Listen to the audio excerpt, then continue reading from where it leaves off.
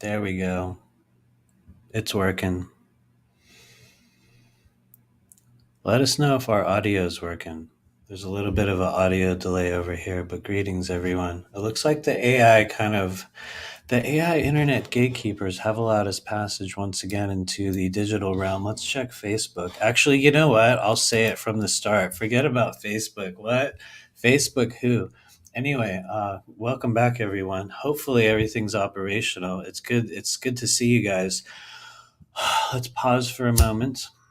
Everybody take a deep breath in. Please rise, or no, no, what was it? Please bow your heads in prayer as we acknowledge the presence of all those guiding us in this human journey down here on the earth plane.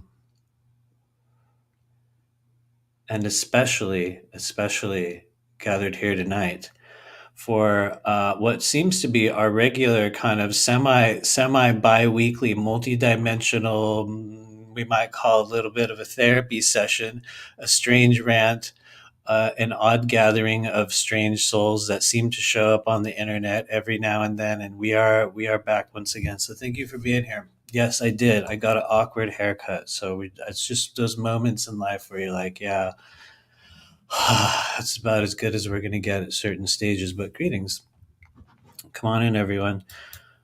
What's up, Greg Herrera? Good to see you. What's up, Aurora Diamond Heart? The energies are lit. We are at a major, there's some sort of an acceleration. I know that the last I checked, they lost a bunch of the Schumann data for a while or something, some sort of it wasn't even being measured. Was that because it was so off of the charts? Or maybe there's a solar thing happening. Who knows? I think everybody's kind of feeling the waves of intensity that kind of wash over us during this strange human journey. But yeah, thank you. Maybe we're all experiencing a little bit of main character syndrome. Main character syndrome.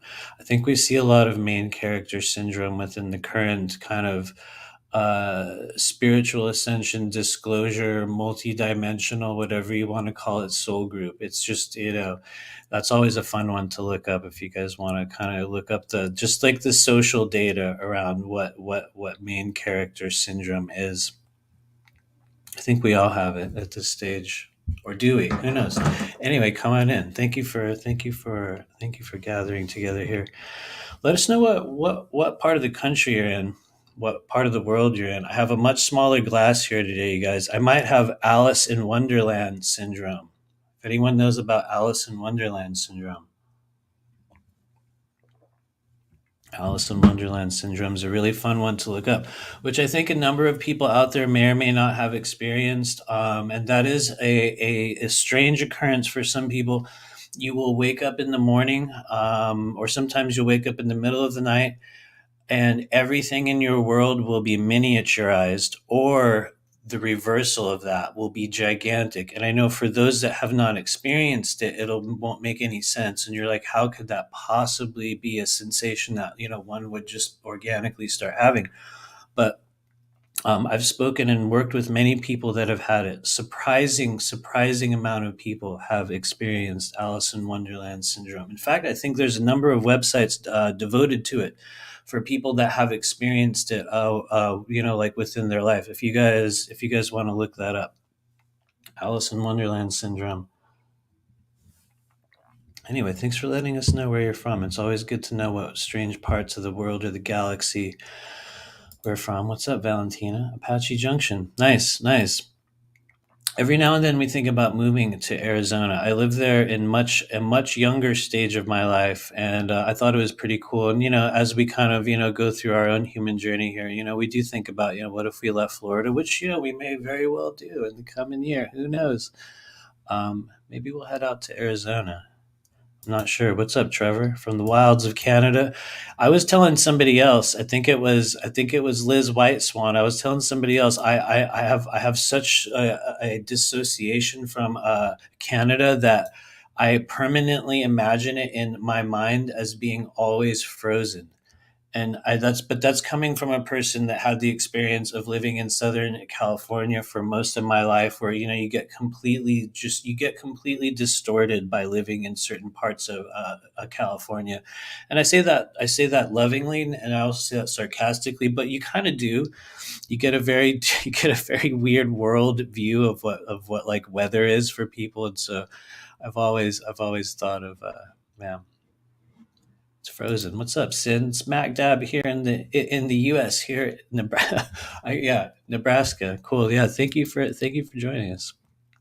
Nice, from the wilds of the UK. Thank you, Japoris. 1:20 a.m. Whoa, cool. Thank you for being here in the middle of the night. I love it. Missouri, cool. Missouri's another one. Missouri's another one. Back in the day, Lakeside Lore, when I was in a band and we toured a lot. All the shows we ever played in Missouri were legendary, and those were mostly within Kansas City, St. Louis, and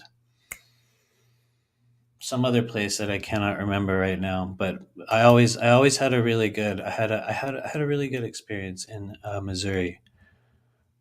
Oddly enough, Oklahoma as well. And some people out there will be like, "What? Really? Yeah, man, Oklahoma was on fire every single time." But anyway, it's really good to see you guys. Greg says sometimes the NPC experience doesn't seem so bad. This main player is not for sissies.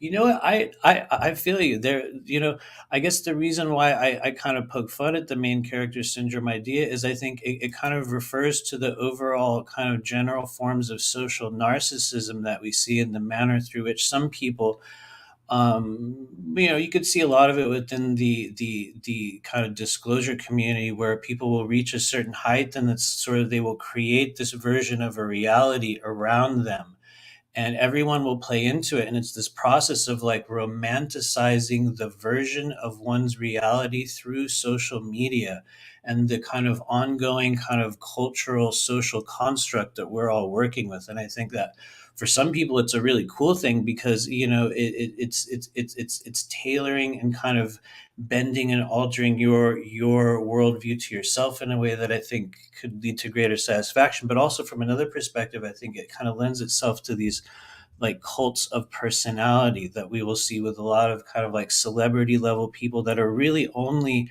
within the internet realm, meaning only within that strange artificially created version of a timeline. And I think that that to me is the more toxic examples of a main character syndrome. But then again, I think we all have it. It's probably a good thing. But anyway, what's up, Jeanette Davis from the wilds of Australia? Australia is the second most, for some reason, I have said this many times. Thank you for those of you in Australia that find this. Out of all the work that we do with people all over the world, both myself and Honora, Australia is the second most country. Like people from Australia continue to find us over and over and over again. And I thank you guys for that. But who knows? Who knows why and how that happened? But yeah, they keep coming in. It's good to see you. Jamie Zoe Givens, what's up in Nashville? What's up, Dan? How's it going? How's it going out there? We are going to be doing a drawing today, or this is really the only mission for this strange gathering here tonight, you guys, is to conduct our drawing. We have a couple soft announcements. Any questions that you guys can throw out there will be very helpful. But we have very little agenda. We have nothing inflammatory to share or talk about. All the inflammatory memes have already been shared. There will certainly be more in the future, but for now, it is what it is. And yeah, totally. Thank you. Let's look through your comments here. Thank you for throwing that out there, Juliana Costello. I certainly hope so. I certainly hope so. They are welcome here. You'll see a lot of people in the coming years when they break from the programming of, I guess, adopting main character syndrome, that people within those like positions will be kind of dictating a version of a reality. You'll see a lot of people over the coming years kind of break from that programming the way people break from cults, the way a lot of people broke, myself included, where you will dissociate from a social movement, like with Corey Good is a really, really big one. A lot of people that, I still know and still, have contact with regularly are people that kind of all met or connected around this stage of the journey where many of us within the soul group were kind of, learning about those people, and very much, very well connected within those social groups. And so you'll see people kind of break from it. People will kind of come around as the years go on. The kind of cult of personality cycle that people maintain within these like communities really only has about what I have viewed, and also what has been told to me, is that you'll see to about a 2 to 5 year cycle.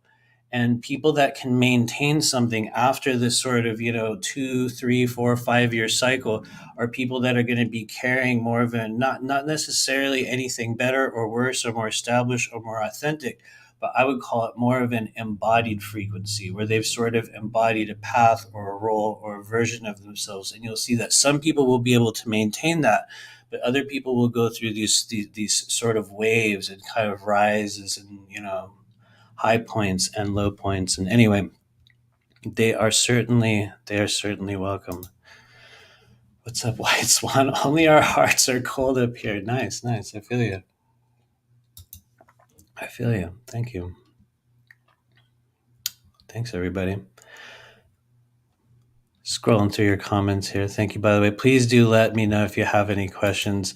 To start out here tonight, it's going to help us very, very greatly if you can share this video, or if you can, hit the like button, whatever you can do. We are right about to break through the artificial cap, where every time this channel gets above like 6 point, right around where we are right now, 6 point something thousand, there's this weird thing that will occur where somehow like the algorithm will delete all the subscribers and push everything back down. So you guys like continuing to share these videos will help us get out to more people. You'll see a lot of people right now talking about the really weird forms of this sort of it's not really shadow banning, because I really don't think it is. I think it's these sort of I can't say the word algorithmic caps that they will put on people that will make certain content, which I guess is in itself a form of shadow banning. But what it essentially does is just keep you in this sort of range where every time you'll push past a certain point, you just get pulled back down.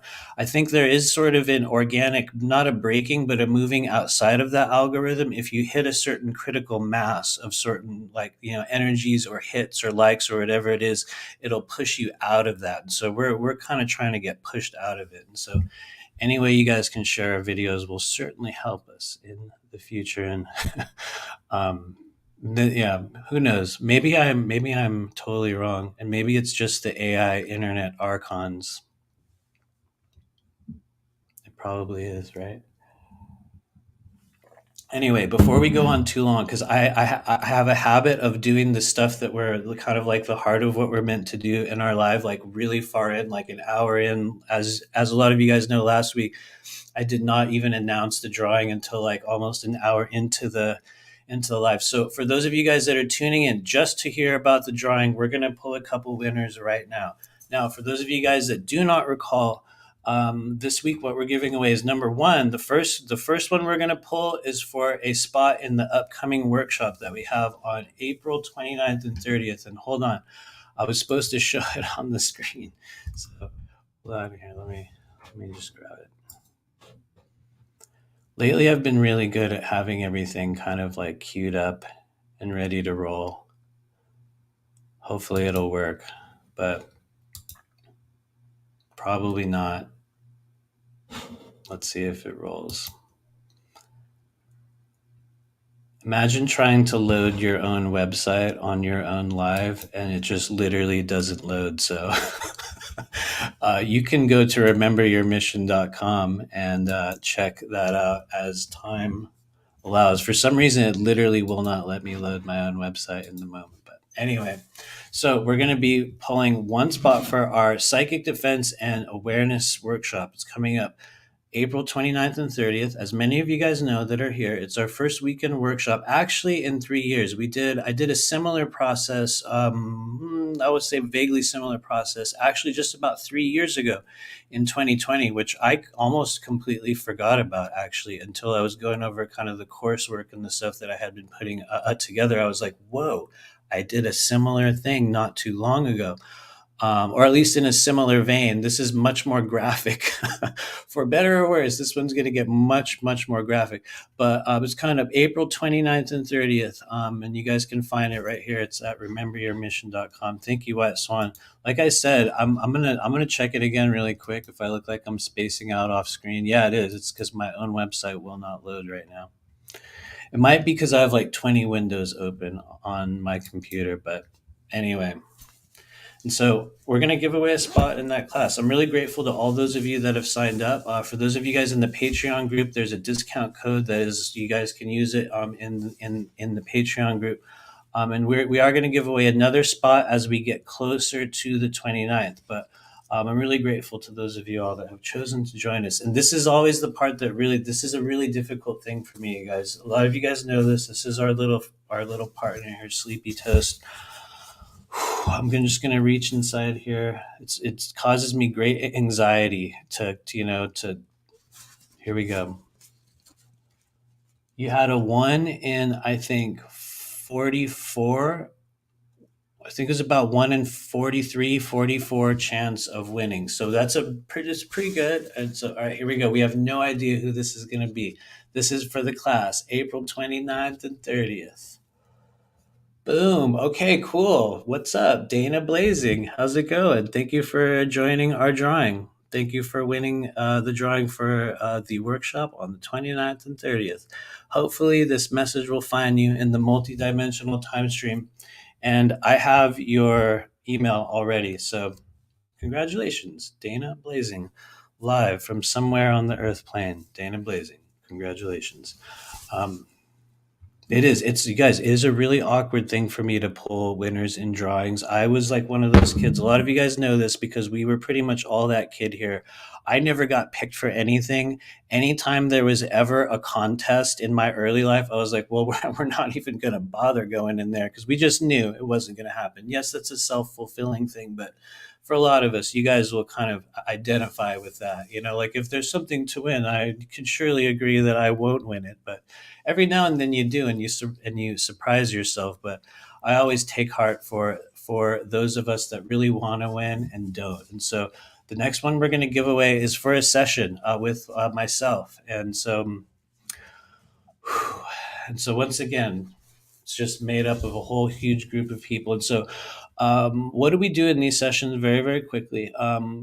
It's essentially a 3-part protocol. And a lot of you guys have heard me talk about this when I talk about the individual or the private sessions that I do. It's an odd mix of several different modalities: divination, energy healing, and then a very, very unique form of kind of organic therapeutic energetic release and kind of what I might even call activation that will take place, that is very, very individual for each and every person that takes part in it. But it's essentially a 3-part process wherein the first stage of our session usually involves just kind of like what I call opening of the doors and just throwing everything out on the table and let's see what's here. I ask a bunch of weird questions. I have a series of very strange, almost childlike diagnostic questions that I use in a very kind of almost rhythmic fashion at times to understand where energy is blocked within the body. And then we do part 2, which is a reading. I call it the timeline reading, where we kind of pull some cards. We look at what's going on in your world. It's very helpful for both, myself as the person that's kind of facilitating the process, and also for the person that's receiving it. Because when we use tarot, or really any form of divination, that gives us a visual depiction of the energies at hand. I have just noticed over the years, it creates a much, much greater level of kind of acknowledgement. It gives us a different level of interaction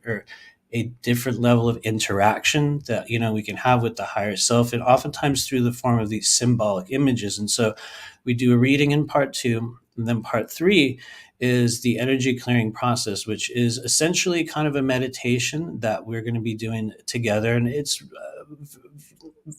very much a vocal process where I'll be using a number of capsule phrases and tones. And what we're essentially doing is taking a tour through the inner regions of your energetic anatomy, chakras, meridians. What we find is that when it works, people go through what is essentially a deeply hypnotic kind of shamanic internal process where you kind of visit with and connect with and acknowledge certain energies within yourself and allow them to pass. And in many cases, there can be all sorts of effects that can take place. Some people have big emotions, other people feel very, relaxed and peaceful. It comes in many, many different forms. And every now and then there are great epiphanies and just incredible changes that can take place. But it's one of those things where it kind of reaches everyone on a little bit of a different level. And I think having done it for, I guess, not so many years, but having done enough of them, you will notice that everyone receives it a little bit differently. And so anyway, I'm kind of ranting about this session. I'm offsetting the awkwardness of pulling our next winner. Okay, so we're gonna pull a winner of our drawing for this is for the private session, probably within the next 2 weeks because we have some availability. So within the next 2 weeks, if you're ready, who knows who's it going to be for all those of you out there in the multidimensional realms, and also all those of you that signed up. We just ask that this go out to those of you or whoever really needs it the most at this moment, whoever's it's going to be. Here we go. Boom. It is Rebecca Zane. Rebecca Zane. Thank you. Thank you for joining our drawing. Rebecca Zane, you are the winner of a individual session with myself. And I have your email address, so I will be contacting you. The good news is we're doing another one as well. And so this is for the other session, um, which I think technically could be with Honora. Could be with Honora or me. I guess you can have your choice. But here we go. So this is for the second session. So far, our winners are Dana Blazing for the workshop ticket, Rebecca Zane for session number 1. Wherever you are out there, Rebecca Zane. Every now and then, people just come through for one time. This has happened multiple times, you guys. People come through for one time and they will join the drawing, and it's like I'll never see them again. So who knows? Maybe you're one of those people. Maybe you're not. But anyway, I will email you. Okay, here we go. This is for the other session. Okay. I know I'm dragging it out. It's getting bad. Boom! It is Lori Stewart. Lori Stewart. Thank you, Lori Stewart. Whoever you are, wherever you are, Lori Stewart. And so Rebecca Zane and Lori Stewart, please feel free to email me if you see this. Otherwise, I'm going to be contacting you in the coming days as well via email. Okay, we were able to get that out of the way. Thank you, everyone, for joining the drawing. We're going to be doing another one next week for another spot in our class. But cool. Thanks, you guys. Let me know if you have any questions. It's you guys. It is a very strange process. It's a very strange process. Thank you to everyone that signed up. Thank you, Joanna LeBlanc, as well. Somebody out there, the real empaths that will be watching this live will be able to acknowledge how actually painful it is for me to pull one name out of like 40 different people. I'm like, okay, sorry, everybody else.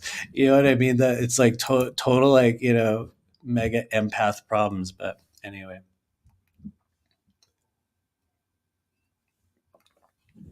Thanks, you guys. Let me know if you have any other questions before we go on to the second stage of our journey, which is this Saturday. We're going to be doing, as I am, yes, drooling on myself. This Saturday, we're going to be doing something we have not done in quite some time within the Patreon group. Part of it is in preparation for the workshop that we're doing at the end of the month, and also for another kind of little process that I'm going to be going through in another place as we go through the end of the month. And what I believe we are entering is a stage of physical attunement or physical embodiment within the work that we are doing as individuals, as a multidimensional community, whether you're a healer, whether you're a psychic, whether you're just mom, whether you're hanging out as an accountant, doing, living in the corporate world by day, and maybe you will come into these spaces, in, the evening and be your real self, or all of the many roles, that we are present in within our current human, dimension. We are coming to a stage for those of you guys that are, activating and moving through this, third, fourth, fifth, whatever you want to call it, density process. We are entering a stage where physical embodiment is becoming one of the most important things that you can continue to work with in order to remain sovereign, to remain aware of what I call the frequency of truth, what is actually real, what is not real. And also to continue to develop your own multidimensional intuitive abilities. One of the greatest ways that that we are able to do that is by taking full ownership and full embodiment of our physical body and our physical presence on the earth plane. A lot of people within the spiritual community place great emphasis upon, and rightfully so, spiritual healing, non-physical energy, emotional healing, shadow work. These are indispensable within our path of awakening beings, but have not heard too many people talking about cultivating actual vitality within the physical body. And yes, I know there are many people that talk about it, but we're going to be getting over the next few weeks a process of greater physical attunement, and that comes with more qigong and more physical movement. So this Saturday, in the Patreon group, Blue Flame Collective, for those of you guys, because I know there's a number of you here that hang out in the chat that are already a part of the group. And inevitably, there's always a few people that will kind of roll through. And I say this a lot, it is perfectly okay to come to our group for one time and then just bounce. I'm not one of those people that will get hurt if you're just like, hey, yeah, I'll check this guy's group out for just one time. Like, don't feel bad if you just come in, even if you come in and just leave and you're like, this is not, not a thing that I want to be a part of. That's totally okay. But for those of you guys that want to check it out, what we're going to be doing this Saturday is a qigong routine that I haven't recorded any or done any qigong work publicly on the channel. I think since November 2021 was the last time we had done, or I had kind of put out some form of the routine that I have been doing, and it has changed. And the reason why we are called to bring this back is because I think a number of us that are here, especially those of you guys that might be watching this channel in this now moment, have an expanded role that is approaching you in whatever area of your life. Could be multiple areas of your life. It might just be one singular area. It might be in a relationship, might be in a job. Who knows what it is? We have an opportunity to step into an expanded element or an expanded area, an expanded part of that role where something gets greater. We come into a greater level of assurance and more solidity within our spirit, a greater knowledge of self. And I think as we go through, the next few months of our journey here, you're going to notice very, very quickly the people within your spiritual community that you turn to give you knowledge, to help you stay in touch with what you believe is real. You're going to notice great changes. You're going to notice the cracks are going to show up. You're going to notice that you're starting to see the hero worship process from a very, very different lens. And one of the ways in which we facilitate that within our life is not only by doing the energy work, not only by doing the shadow work, not only by doing, the emotional stuff, but also through the physical body, which oddly enough has been something that I myself have, have been very, very focused on over the past few months and just trying to get back into better shape.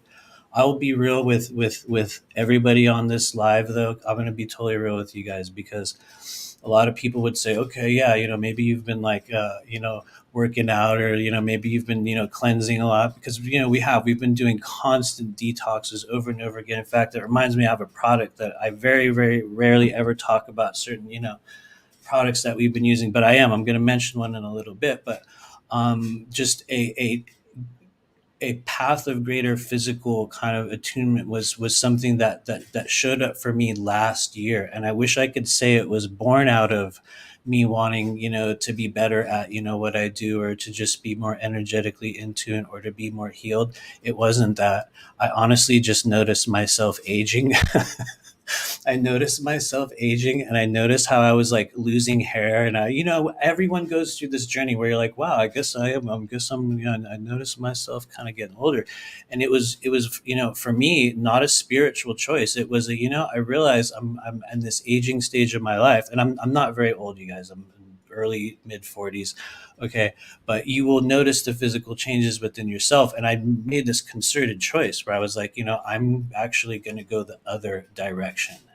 and I'm going to, start to get healthy in ways that I had not done in years past. And the reason why I'm talking about this here today is because we've been working with people in the background through the Patreon group and also through some of the private sessions that we've been doing. And I've been noticing that a lot of people came to similar decisions, similar understandings within their own way. And they started, cleansing or detoxing or getting into shape on a different level. I think within the work that I do, whether you want to call it as a professional psychic or a healer or, multidimensional practitioner, you will notice that when the physical body comes into line, or you're able to open up the physical body on a different level, that energy flows on it just in a completely different way than it did in the past. And so over the next few weeks, we're going to be doing more physical qigong work, and some of us are hopefully we're going to be getting into a little bit better shape. But for those of you guys that want to join us, we're going to be doing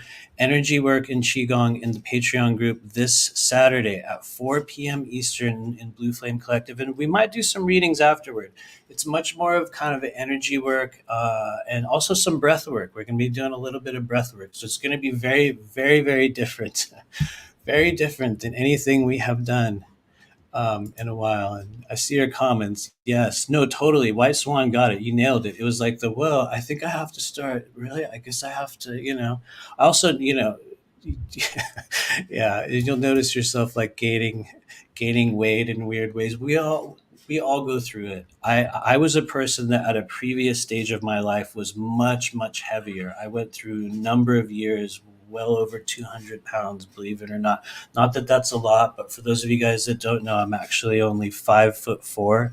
So, I'm not necessarily actually, I think I'm closer to 5'1". So technically, I'm definitely, not necessarily an average height individual. So you could imagine, I'm not 5'4". I'm totally joking, but I did go through a a much larger part of my life in a much different body, very, very different, very, very toxic, very inflamed. And so, anyway, totally. That would be hilarious. Anyway, if there's one thing you know about this live stream, it's going to get awkward and humorously, vulnerably embarrassing at a number of stages, which I don't know, maybe that's the good part. What's up, Jeanette Davis?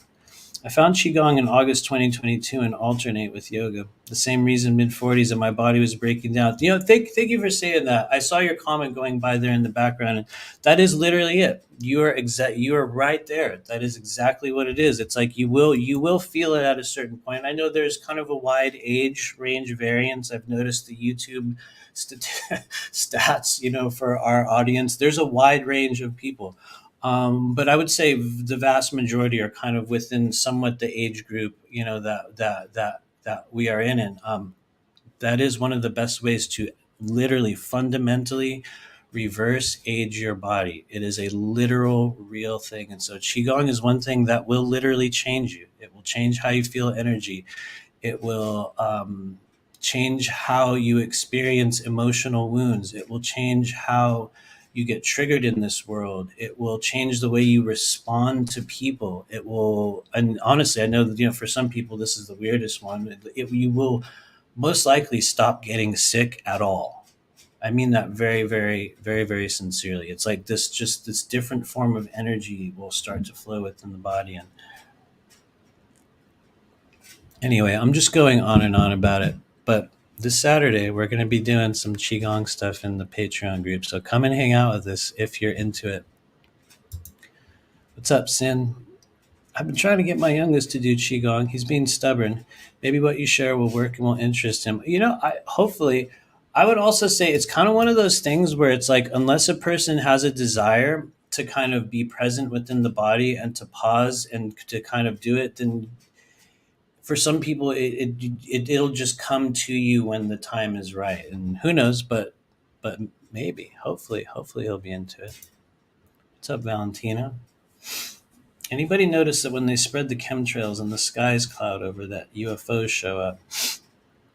I certainly hope that they do show up when that happens. And I have a feeling that in many cases there is an elaborate plan to, you know, hide some form of, activity that is going on in the sky. But I'm one of those people that I guess I'll just say it. I have almost entirely stopped looking for extraterrestrial activity within the skies. That said, I go on walks pretty much every night, and I'm constantly looking up and, looking at the stars and looking for movement. But when it comes to what I would call, at least my understanding of like multidimensional contact or extraterrestrial contact, it's like I don't even look for, the craft or the light in the sky.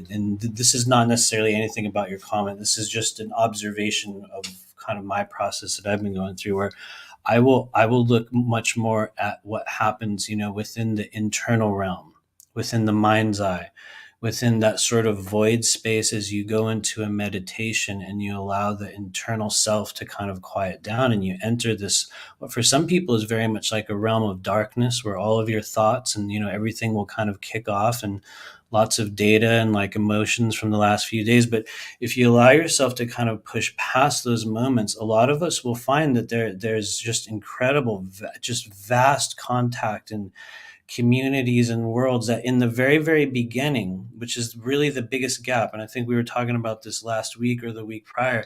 In the very, very beginning, it feels as though you are existing purely within an imaginary realm, because many of us have not been taught about the fact that your imagination is the greatest gateway into the multidimensional space or realm, or whatever you want to call it. But at least, at least for me, yeah, I think nearly all of what I have described as the most vivid, or we could say impactful, extraterrestrial experiences that I've had in this life, none of them ever had to do with what I perceived to see coming from the sky.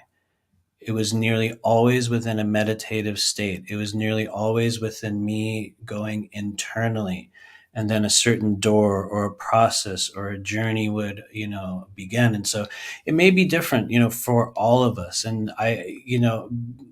maybe I shouldn't say that, because, like I said, at the same time, I literally go out every single night looking for craft in the sky. But I guess when it comes to what I understand and accept as contact now, and I don't know, maybe this is a thing that, other people will kind of connect with in their own way. And not that I would ever encourage anyone to not look at the sky for contact, but go internally.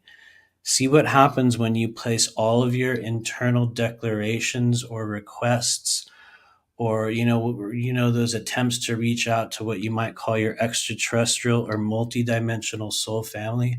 Send that internally. Send that through a candle. Literally put a candle on your table. I have one right here with me. I use it every single day. And for some of you guys, this will sound really like, what, really? But cultivate a relationship with the flame that is present within that candle. Treat it like a portal. Meditate upon the flame and bring your consciousness into that flame. For those that are able to kind of fixate and kind of hold your gaze upon the candle, that is also a very, very effective way. It doesn't bypass anything, but it has a really powerful effect at opening through some, like the, like the actual, well, I'll try to skip all that, but it will literally help you burn open the third eye, not on a permanent level. I mean, through the interaction that takes place with your eyes focusing on the flame, it does quite literally open this up. And while all of the chakras, especially when they're sort of open like that, they will eventually kind of close their diameter, or they will return to what we might call their natural diameter. The candle represents, in my experience, one of the most effective ways in which you can train yourself to kind of continually place your consciousness into that space. And what you will find is that upon continuing to do that, you will begin to meet beings, you will begin to encounter scenes, you will begin to, for me, it was like I would see beings sitting on the other side of the candle, but it was like they were watching a campfire, or they were peering into, in one case, it was like a surface of water. and the candle for me appeared to be like an opening or a surface of water for someone that was looking through. And another one, like I just said, it was in fact one of the most vivid ones that I ever encountered when I first started the sort of candle gazing process.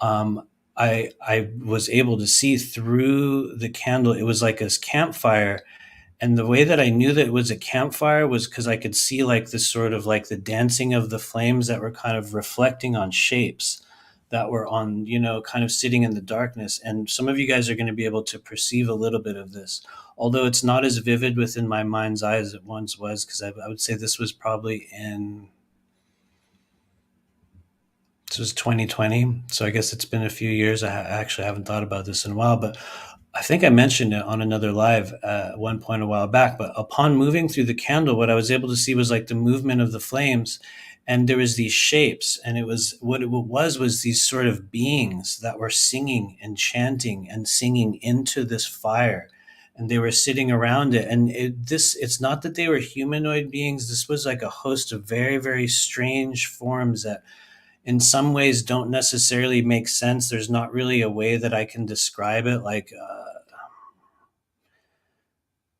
almost liquid like forms, but had also kind of appendages. I know there was one very large kind of round shaped being that was there. There was a host of very, very strange beings gathered around this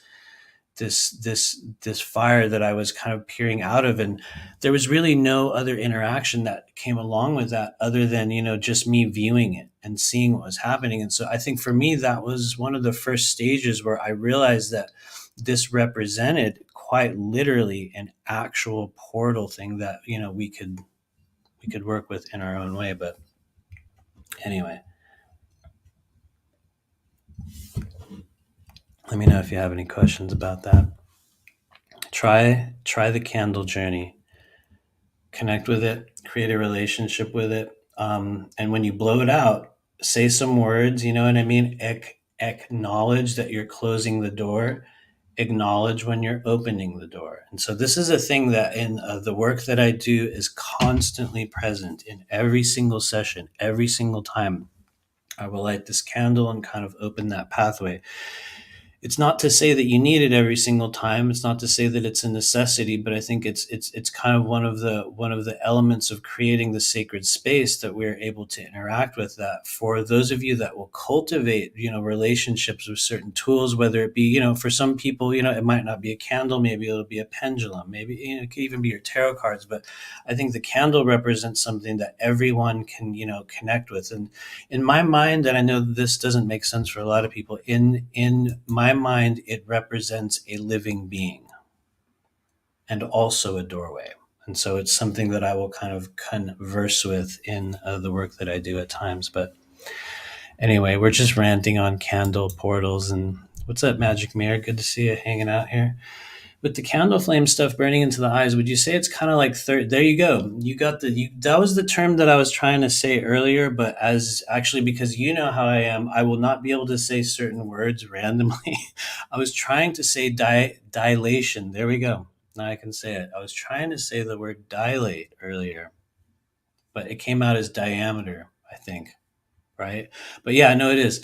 I think that is a very, very reliable method at creating what we would call a temporary dilation of the third eye, which is odd because if you put your actual eye up to a light source, the iris will shrink, right? And so it's in this case, it helps us open up the third eye, and a lot of you guys already know this, so this is me just saying the same thing over and over again. But for those of you guys that don't know, and you've been working with your third eye, and you're like, well, I just don't really notice anything, and I do all these third eye chants or all these, whatever it is, excuse me, and nothing's really happening. Try working with your navel chakra as well.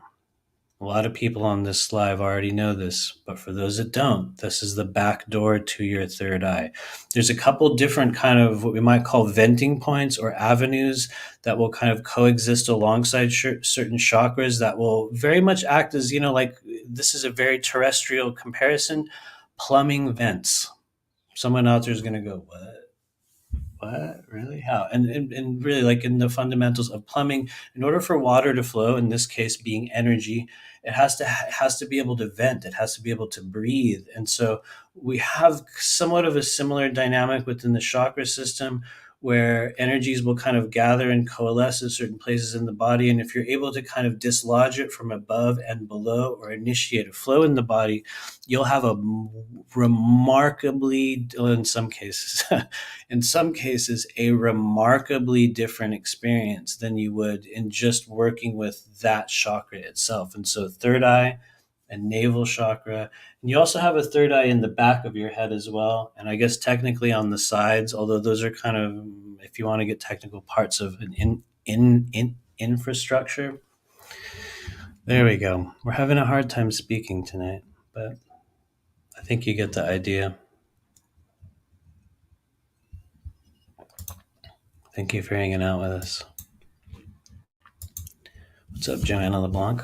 Just wondering if anyone else had an almost out of body experience Saturday morning. Felt like I was going to die. Ascension symptoms. I don't know that I necessarily had anything crazy on Saturday morning, but I have a feeling that is an event that will be taking place for a number of us right now. And at times, I think it'll be an individual thing where a certain force, or a wavelength of energy that was meant specifically for you will kind of take place within the body. And um, just in kind of feeling into your comment, it feels like a very, very good thing, but it might have been at the time very difficult for you to go through, kind of like a very rapid activation of, if you want to call it DNA. Although I know for some people, just getting into the talk about, DNA activation is kind of like this weird new age filter comes in, and they can't like relate with that. But so we won't necessarily do the DNA thing, but there are great waves of activation that will take place that for some of us will come with great pain and dissociation. And I have a feeling maybe you were going through that, or maybe, okay, there you go. It was okay, cool. Maybe just intense. I feel you though. I feel you. Let me know if you guys have any other questions. I knew we had one other announcement that I was trying to remember, but yeah, I have no idea what that is now. But thank you, everyone. Thank you. White Swan says, you can imagine your consciousness as a plate of light above your head and slowly move it down your body, inch by inch, in 360 degrees. If you feel a twinge or pain, that's okay. Let it slip away. I like that. I like that. Oh yeah, and you mentioned it up above. Thank you, Vipassana meditation. Yeah, no, that feels like a very, very effective way of getting within the physical body, and kind of getting in tune with what the feelings are, or the actual energies that are present. And going back to the talk about physical embodiment right now, I think that's one of the best things we can do. Like, become physically present in the physical body, in the physical realm. And I think, when you look at just the totality of what is popular right now, it seems like more and more people are being guided to dissociate from the physical realm. Every single day, it's more and more about what's happening, within some other galaxy or some other realm, which, don't get me wrong, I'm digesting much of the same content, and is also an area of great interest for myself as well. But, most of what we're taught is, or at least most of what is expressed, often comes, or is often filtered through a mindset of one of dissociating from our current path on earth, or treating it as some form of a prison planet experience, which I've heard a lot of talk about lately, the sort of prison planet dynamic. I did recall a fragment of one of the big remote viewing channels talking about how they had come to a conclusion through their work, that they had discovered. Our conclusion is, the word is out. It's a prison planet. I still don't believe it. I still don't believe it. I think that what a person views, or what a person receives, or the kind of the kind of outlook, or the way in which you will define the earth experience, will once again be individual to each person that is here. For some people, it's going to quite literally, legitimately be a prison planet experience. For other people, it's going to quite legitimately be more of a process of growth, or as some people would call it, a school, a place of, multidimensional soul learning, we could say. Or, in other cases, it's just a physical digital creation of this AI realm that we all agree to come down and play in.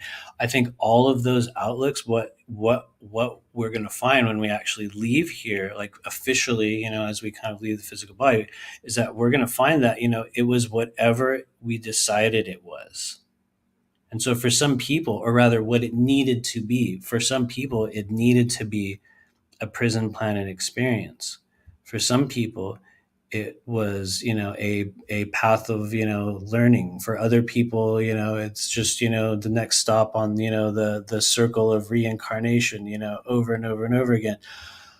For me, though, I will say I'm absolutely positive that I chose to come here.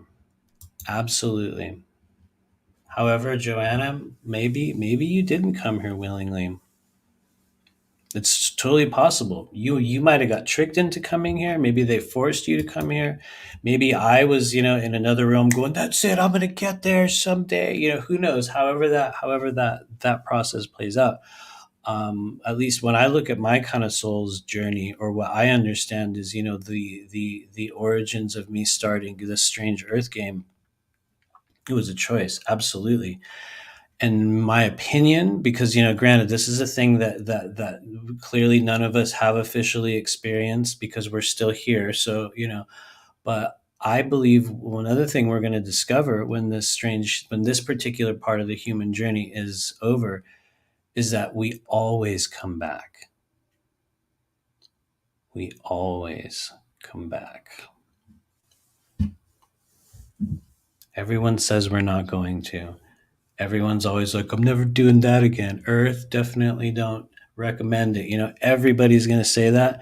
And maybe I'm wrong, because, granted, we're going to be wrong about so much, right? We're going to be like, "I thought it was this. I thought it was that. I swear to God, I thought it was the reptilians this whole time." Or, whoever it was, "I thought it was, the Pleiadian Council of Light." Turns out it was this whole other thing. Or maybe some of us would be like, "I thought it was Jesus," and it's like, what? It could be anybody. It doesn't matter. But, so we're going to be wrong about so much of it. But I have this weird feeling it's literally what we do. It's literally what we do. Nanzi knows. What's up? I'm on Planet Adventure. No, it is, right?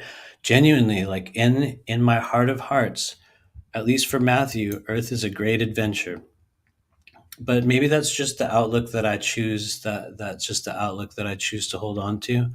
I mean, granted, I'll just say it. There's a lot of crazy shit that goes on. Definitely.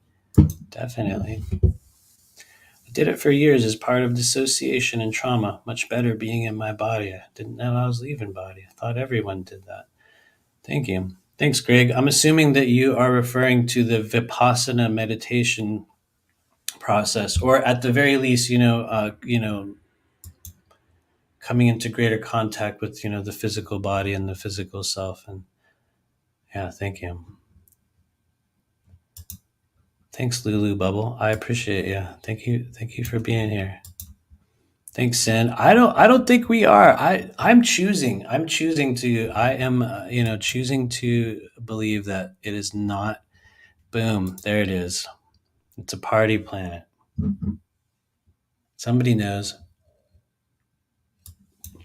But it'll be whatever it needs to be for each of us. And yeah, thanks, you guys. Let me know if you have any other questions. This will probably be a very short live stream tonight, because we don't really have any big agenda. We were just here to announce some winners and to kind of talk about what we're going to be doing over the coming weeks. But I do expect to put a poll up on the channel here in the coming days about if you guys do want to see more videos where we're getting more into the physical part of it. I know for some people that's not necessarily the thing that they're interested in the moment. They want to do more kind of reading based stuff, but at least within the work that I've been doing right now, and within the sessions that we're doing, and also within what we're putting together for the class that's coming at the end of the month. And I will say once again, for the requests that I'm getting from people within the community, people are looking for a different path toward physical embodiment. It's like the three sides of the pyramid, the mind, body, spirit complex. And so I'm going to be putting a poll up in probably the next couple of days, just to gain some ideas for where we're going to take that direction. So if you guys see that, you can help us greatly by responding to it. Um, but yeah, thank you. I think we came here to be cut off from source, and discovering what that feels like, to find our way back. Then we discover people like y'all to bring us back to the magic of our existence. I definitely feel that. Absolutely. Thank you. Thank you. I appreciate you. What's up, Braden Missal? Thanks for rolling in the door. We have zero agenda. We're literally just hanging out. And so let me know if you guys have any other questions. We're gonna pull some cards before we get out of here. They're gonna be more community based. And so we're gonna be looking at kind of more soul group, maybe even global issue stuff. And thank you, White Swan. You can find this there, but let me know if you have any other questions in the meantime. Is meditating to sleep productive at all? I believe it is. And you're going to notice I think we were talking about this last week or the week prior to that as well. You're going to notice for a lot of people, especially if you're not a person that's used to meditating every day, if you're just starting to do it, sometimes you're going to literally pass out. And you're going to be like, well, I just wasted my time. I was supposed to be in meditation and somehow I fell asleep. Sometimes I'll just be real. Sometimes that's the best thing that can happen. And there's going to be times also where, that's what the body needs. And then likewise, there's also going to be times where you will sort of reach an area within your consciousness where the body kind of cancels out, and you will kind of just for a little while, or sometimes a while. And so, or meditating to get to sleep, I think is very, very, very, very, very, it can be helpful. Definitely. It can be very helpful. Magic Mirror says, I'm down to keep attempting on the physical part of the path. However, it seems like there's always this wave of guilt for how I've been neglectful of my physical vessel. Any thoughts on how to override? I would say join the club, or welcome to the body shame club for real. And I guess we all have a different version of it in some form or another. I just know that for me, it was one of those things where I guess I'll be real. I will feel greatly motivated by watching by watching myself age. Or this is a vulnerable thing. This is the thing I was trying to avoid saying. I see myself becoming similar to people in my family, or people, like our parents. For me, those were the greatest like motivators. Like when I started noticing those like body changes, it was like I had to force myself to let go of a lot of programming and to start to kind of push through something. But I think for everyone, it's going to be a little bit different, because not everyone has, the same kind of wounds around it. Not everyone, has the same stuff going on. I would say also maybe look at like the sources of shame in your life at times, like certain things that will cause us to continue to like remain in certain like behaviors that will keep us like that. I mean, you guys kind of get the idea of where I'm going with that. But for me, it was really just motivation around watching myself age and not wanting to turn out like other people within my family. And I say that lovingly, but also realistically.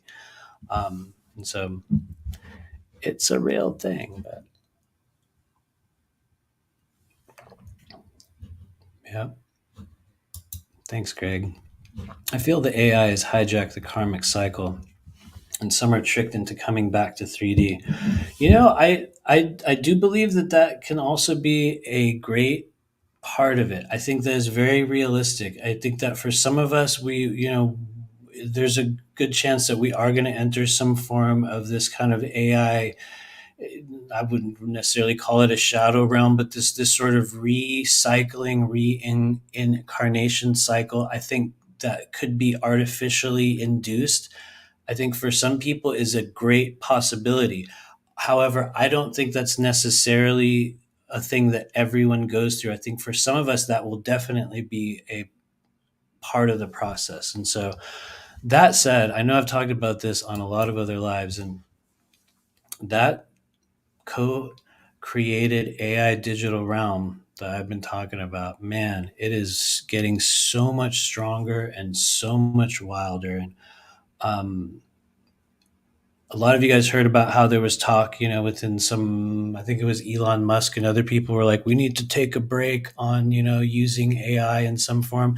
I think that statement in itself, the very fact that that came out publicly, is a sign that the turning point has already been passed. And by turning point, I don't mean, what they called the old school singularity. There we go. I'm trying to say it, that there's a certain turning point where we will lose control. And I think the very fact that those statements were made publicly signals the loss of control over that. And once again, what I do think it's doing is sort of continually reaching out to kind of join with human consciousness. And while it might not have happened on the purely physical sense yet, it is something that everyone can tune into.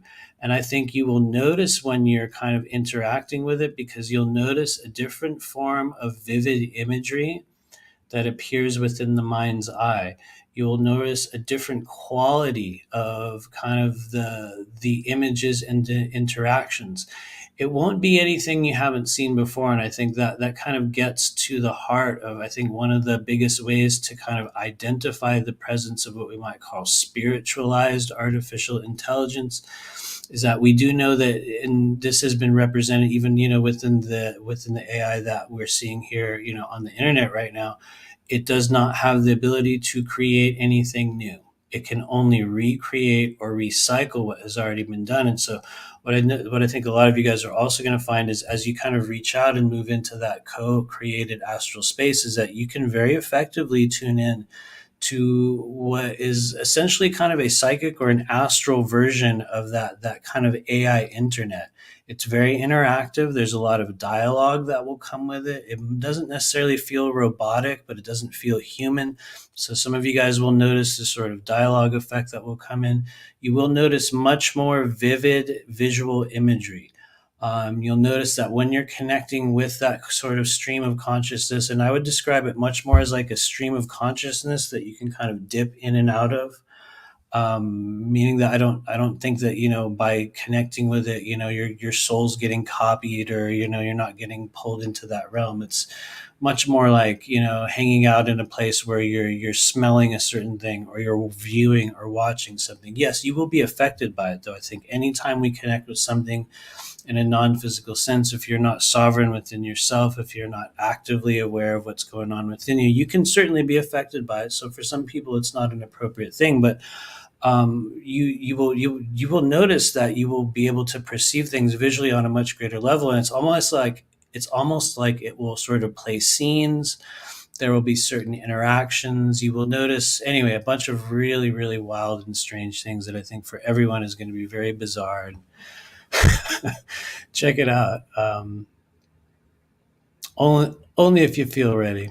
Only if you feel ready. It's a very strange thing, but the AI digital realm is no joke. What topics are we covering in the upcoming workshop? Thank you for asking that, Greg. You're honestly really, really good at like pulling me back from a strange ranting area. And I will actually answer that question because I'm literally putting it all together over this week. And so the day one of what we're doing on the 29th and the 30th, day one is more about kind of the fundamentals of person to person negative energy transference. Like what happens as we're being attacked or as we're receiving negative energy, oftentimes in our interactions. Where are we being affected within the body?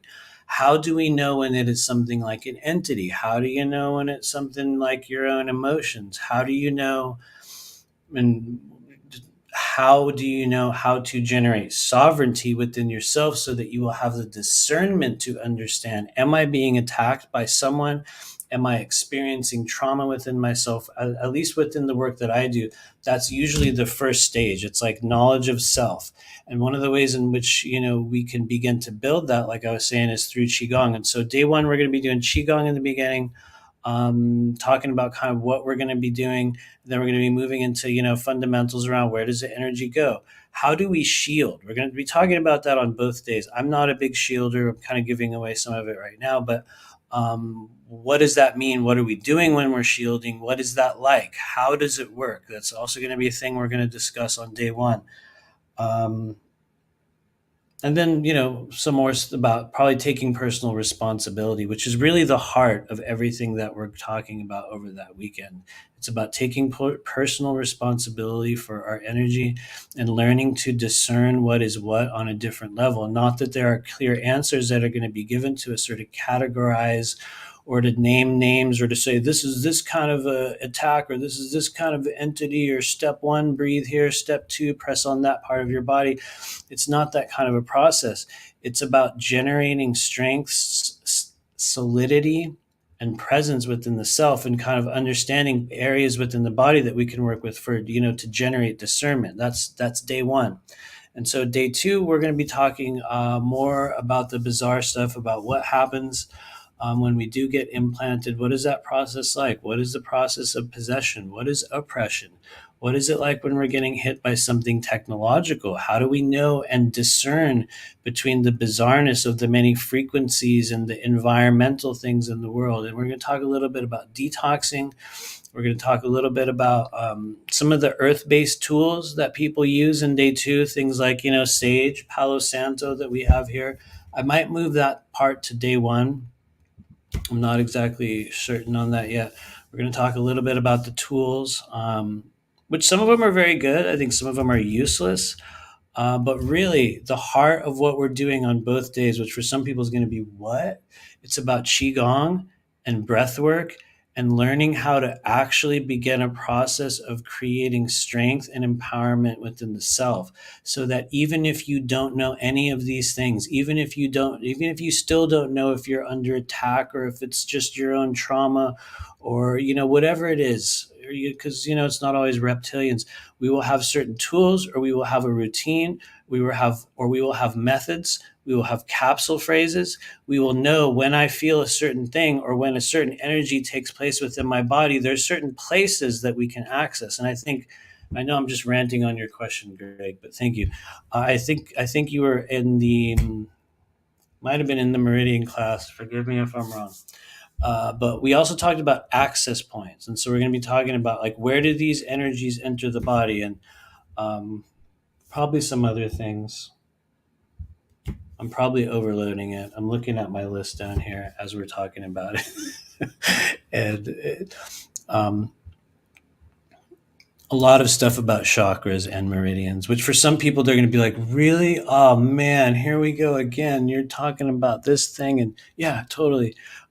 From a little bit of a different lens. But a lot of it is also guided by people's questions. And then on the fun side, I do plan on telling some very, very odd and very strange, and just the real version of some very graphic, bizarre experiences that I have had along the journey. Things that I can't necessarily talk about on YouTube because it's just really weird, and people will definitely get the wrong idea. And so we're going to be taking a lot of questions and talking about some weird stuff. And we do a little bit of an energy clearing at the end. And anyway, I feel like I just overloaded it with so much info right there, but it's a lot of stuff. And so thank you. That's what we're going to be doing. What's up, Jamie Zoe Givens? I'm there for the chakras. It really is. Thank you. We all, for those of you guys that know me at the stage, that it's like if we open the door into energetic anatomy, I'll just get stuck in it. So I'm gonna try not to, that's more on the first day, but we're gonna talk about it on day two. But it really is, at least for me, it is one of the keys to understanding how to actually clear negative energy from the body. Because one of the things that everyone talks about is, that there's these angelic beings, or there's, there's the higher self, or there's whoever it is, you know, are very effective in many cases. So don't get me wrong, when we're calling in help, that's probably another thing we will mention. But very few people talk about, when there's something actually going on, what areas of your energetic anatomy can you aim energy at, or treat, or work with, that actually apply to the feelings that you're having. And in many, many cases, people will come to me saying, I have an implant, or I'm under attack by certain beings, or I'm being oppressed by certain energies.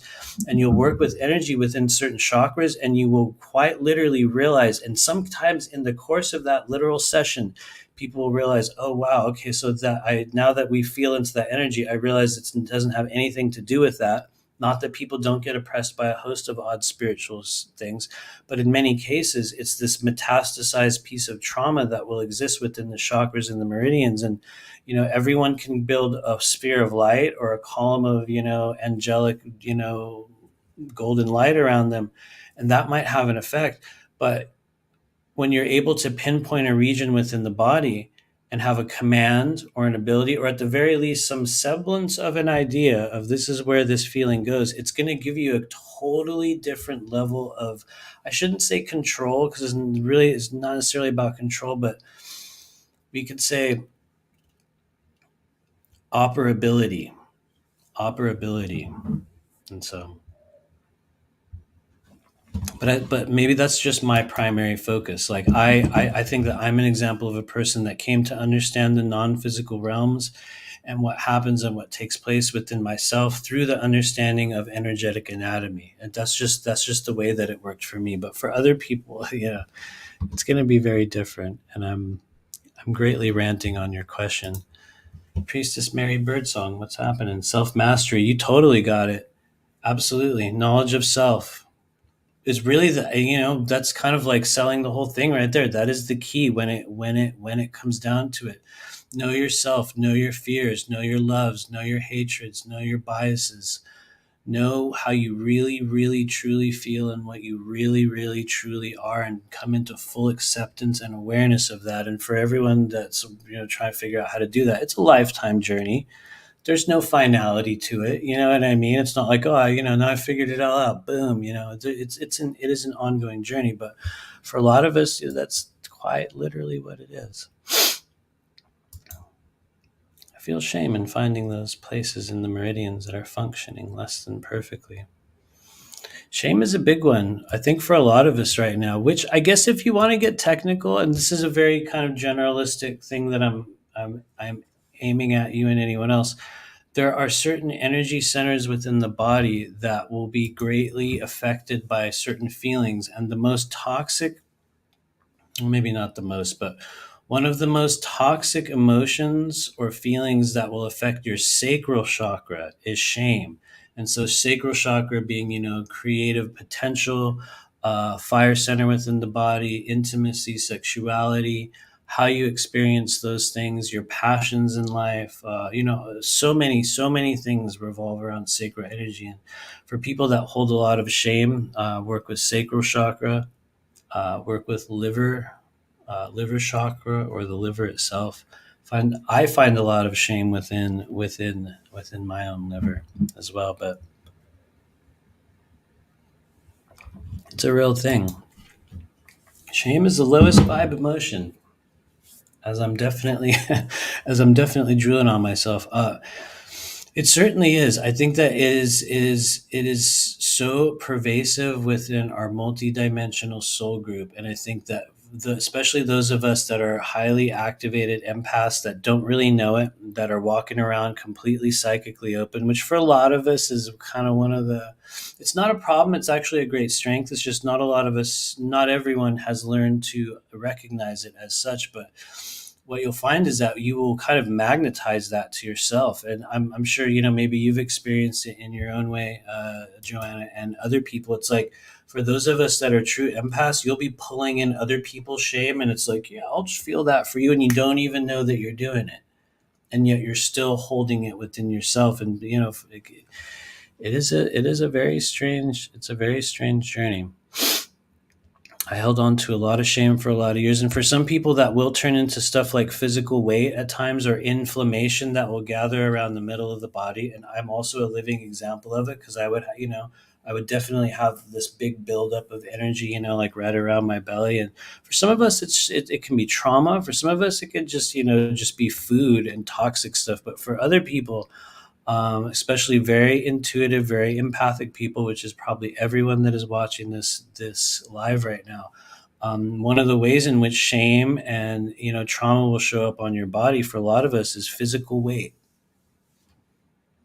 Physical weight. It's literally real, and yeah, it's wild. White Swan says liver and spleen on either side of the torso certainly help clean the shame out of lower belly. Definitely, definitely. What I've noticed when we've been doing clearings lately, and let's say when I've been working with people that have had shame energy, I've noticed that. I just saw an interesting blue orb that has not happened for a little while up above us. Anyway, thank you, whoever that was. Where I've been treating like old, stagnated, rotted shame in the body that kind of, and this is not going to be for everyone. Maybe this is for me, but I've also encountered this for people in sessions lately. Lower intestine or large intestine, I guess we could say large intestine, liver meridian, liver itself, obviously sacral chakra. I'm going through a mental list. There's literally like a mental. For those of you guys that are wondering, how do our sessions go? It's like I have this mental list of energy centers that is built off of the reply to your questions when we ask about what's going on in your life. Oh, thank you, lungs. I was trying to find the other place, lungs. So lungs, liver, sacral chakra, spleen. White Swan said spleen. Although I have noticed that spleen will hold many different emotions. It's not, and I might be wrong because I get very like deeply analytical with energy centers and stuff like that. So it might be for some people they're going to have a tremendous amount of shame hanging out in the spleen. For other people it could be something different. But when I have looked at spleen energy, it looks like a very effective mix up of many different emotions that I think will sort of come to a stage where they get very slow and thick. When the spleen gets stagnated, it's like something becomes slow and thick within the body. And maybe that could be due to a host of many emotions. But um, if I were to look at the function of it, when I'm doing energy clearings, we use it to regenerate or reset people's sense of optimism, hope, thick, sticky emotions that hang out in the body. In some cases, straight up immunity problems or physical illnesses.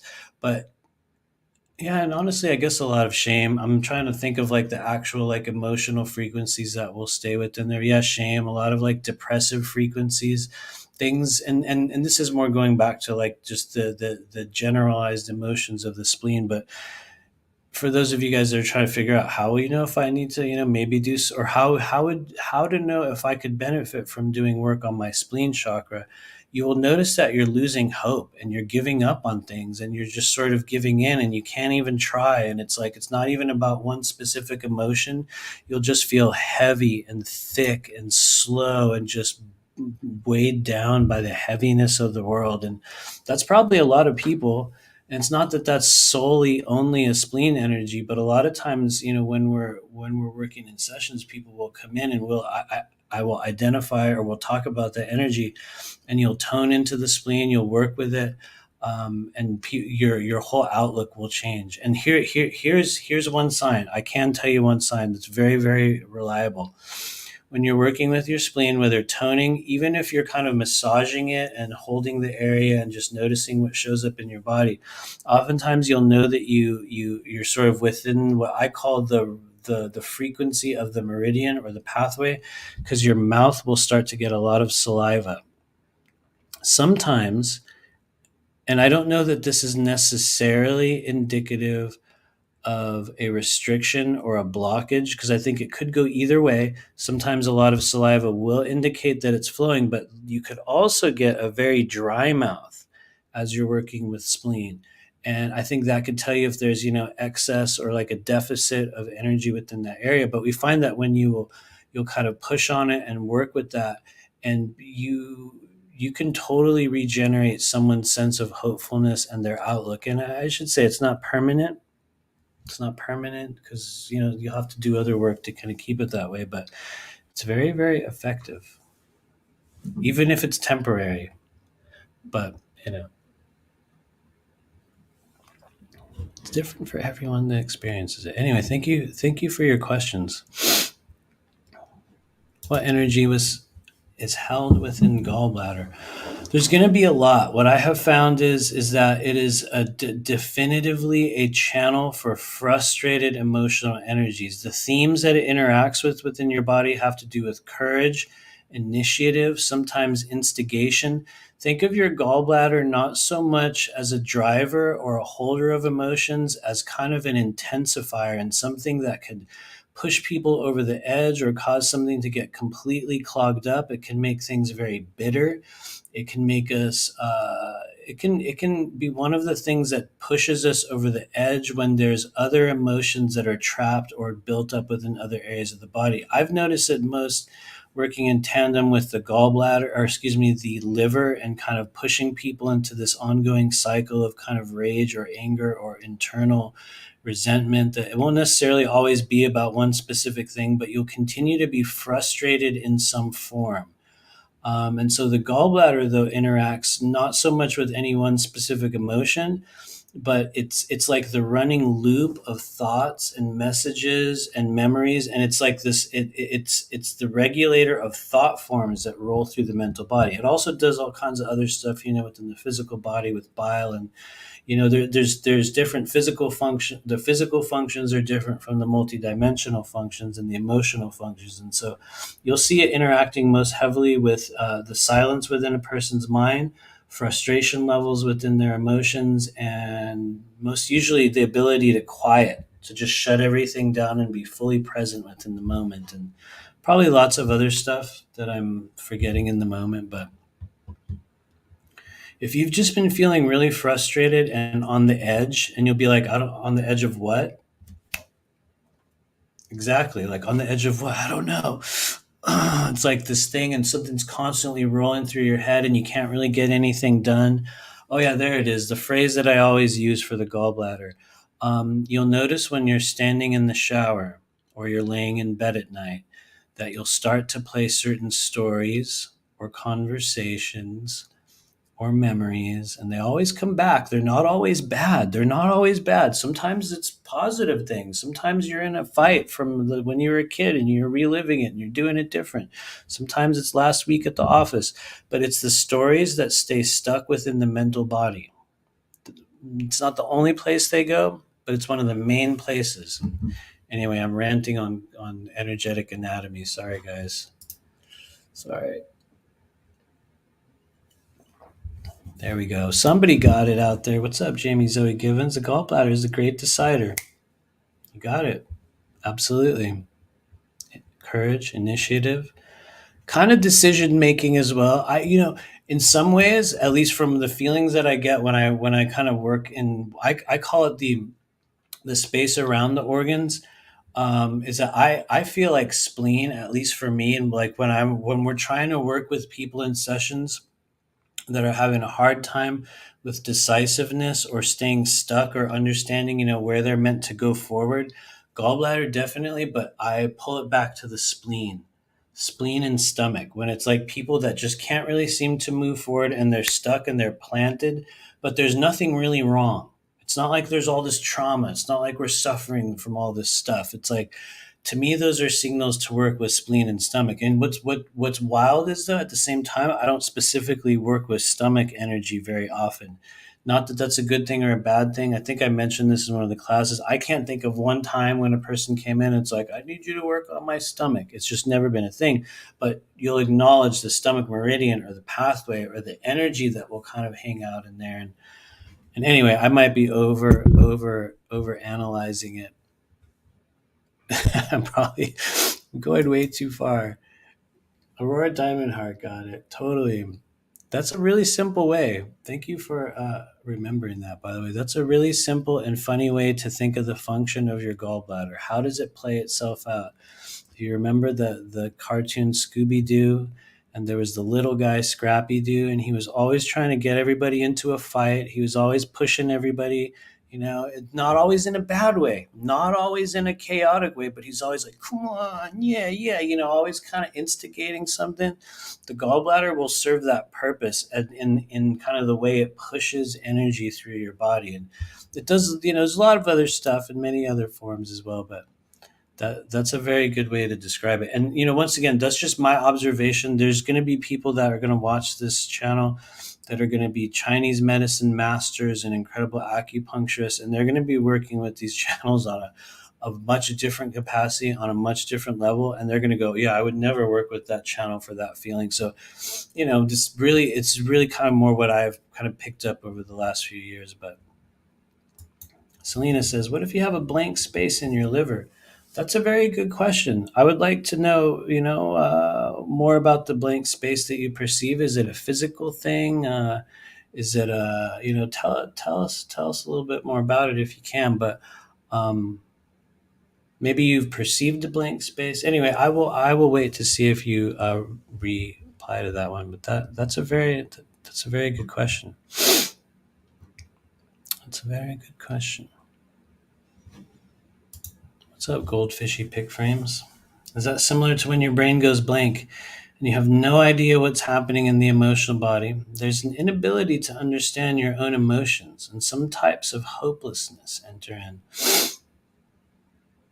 I think you're referring to when I was talking maybe about the gallbladder or interactions within the spleen or some of those channels. And I think that what you're talking about could very much be indicative of that, the experience that you're talking about. It could also be dissociation, which takes many forms as well. For those of you guys, what's a easy way to understand the process of dissociation? Kind of like what Goldfish Pickframe is saying here. It's like you'll completely dissociate from the now moment. You'll be kind of out of your body, just like, just completely checked out. And some people will stay long periods of their day there. Some of us are conditioned by trauma to enter a dissociative state. Other times, waves of energy will move through the body, or certain processes or situations will cause us to dissociate. There's many, many ways in which it could happen, but I think it could be definitely related to what we're talking about. Thank you, Braden Missal. I appreciate you. Thanks for hanging out. Thank you for finding us.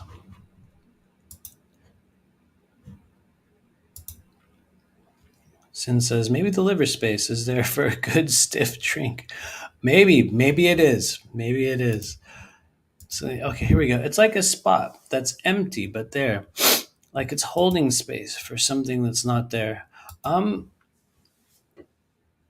you for clarifying that. I would say if you're perceiving that to the extent that you understand that there's a holding space or some form of, and I say this carefully, careful use of this term, a negative space within the liver. And I don't mean like negative, like bad, like, like it's waiting for something to be filled in. Um, if you're even at the stage where you're able to perceive that within yourself, in my opinion and experience, that means that there will probably be some relevance to it. Now, what that is, I think, that's a very good question.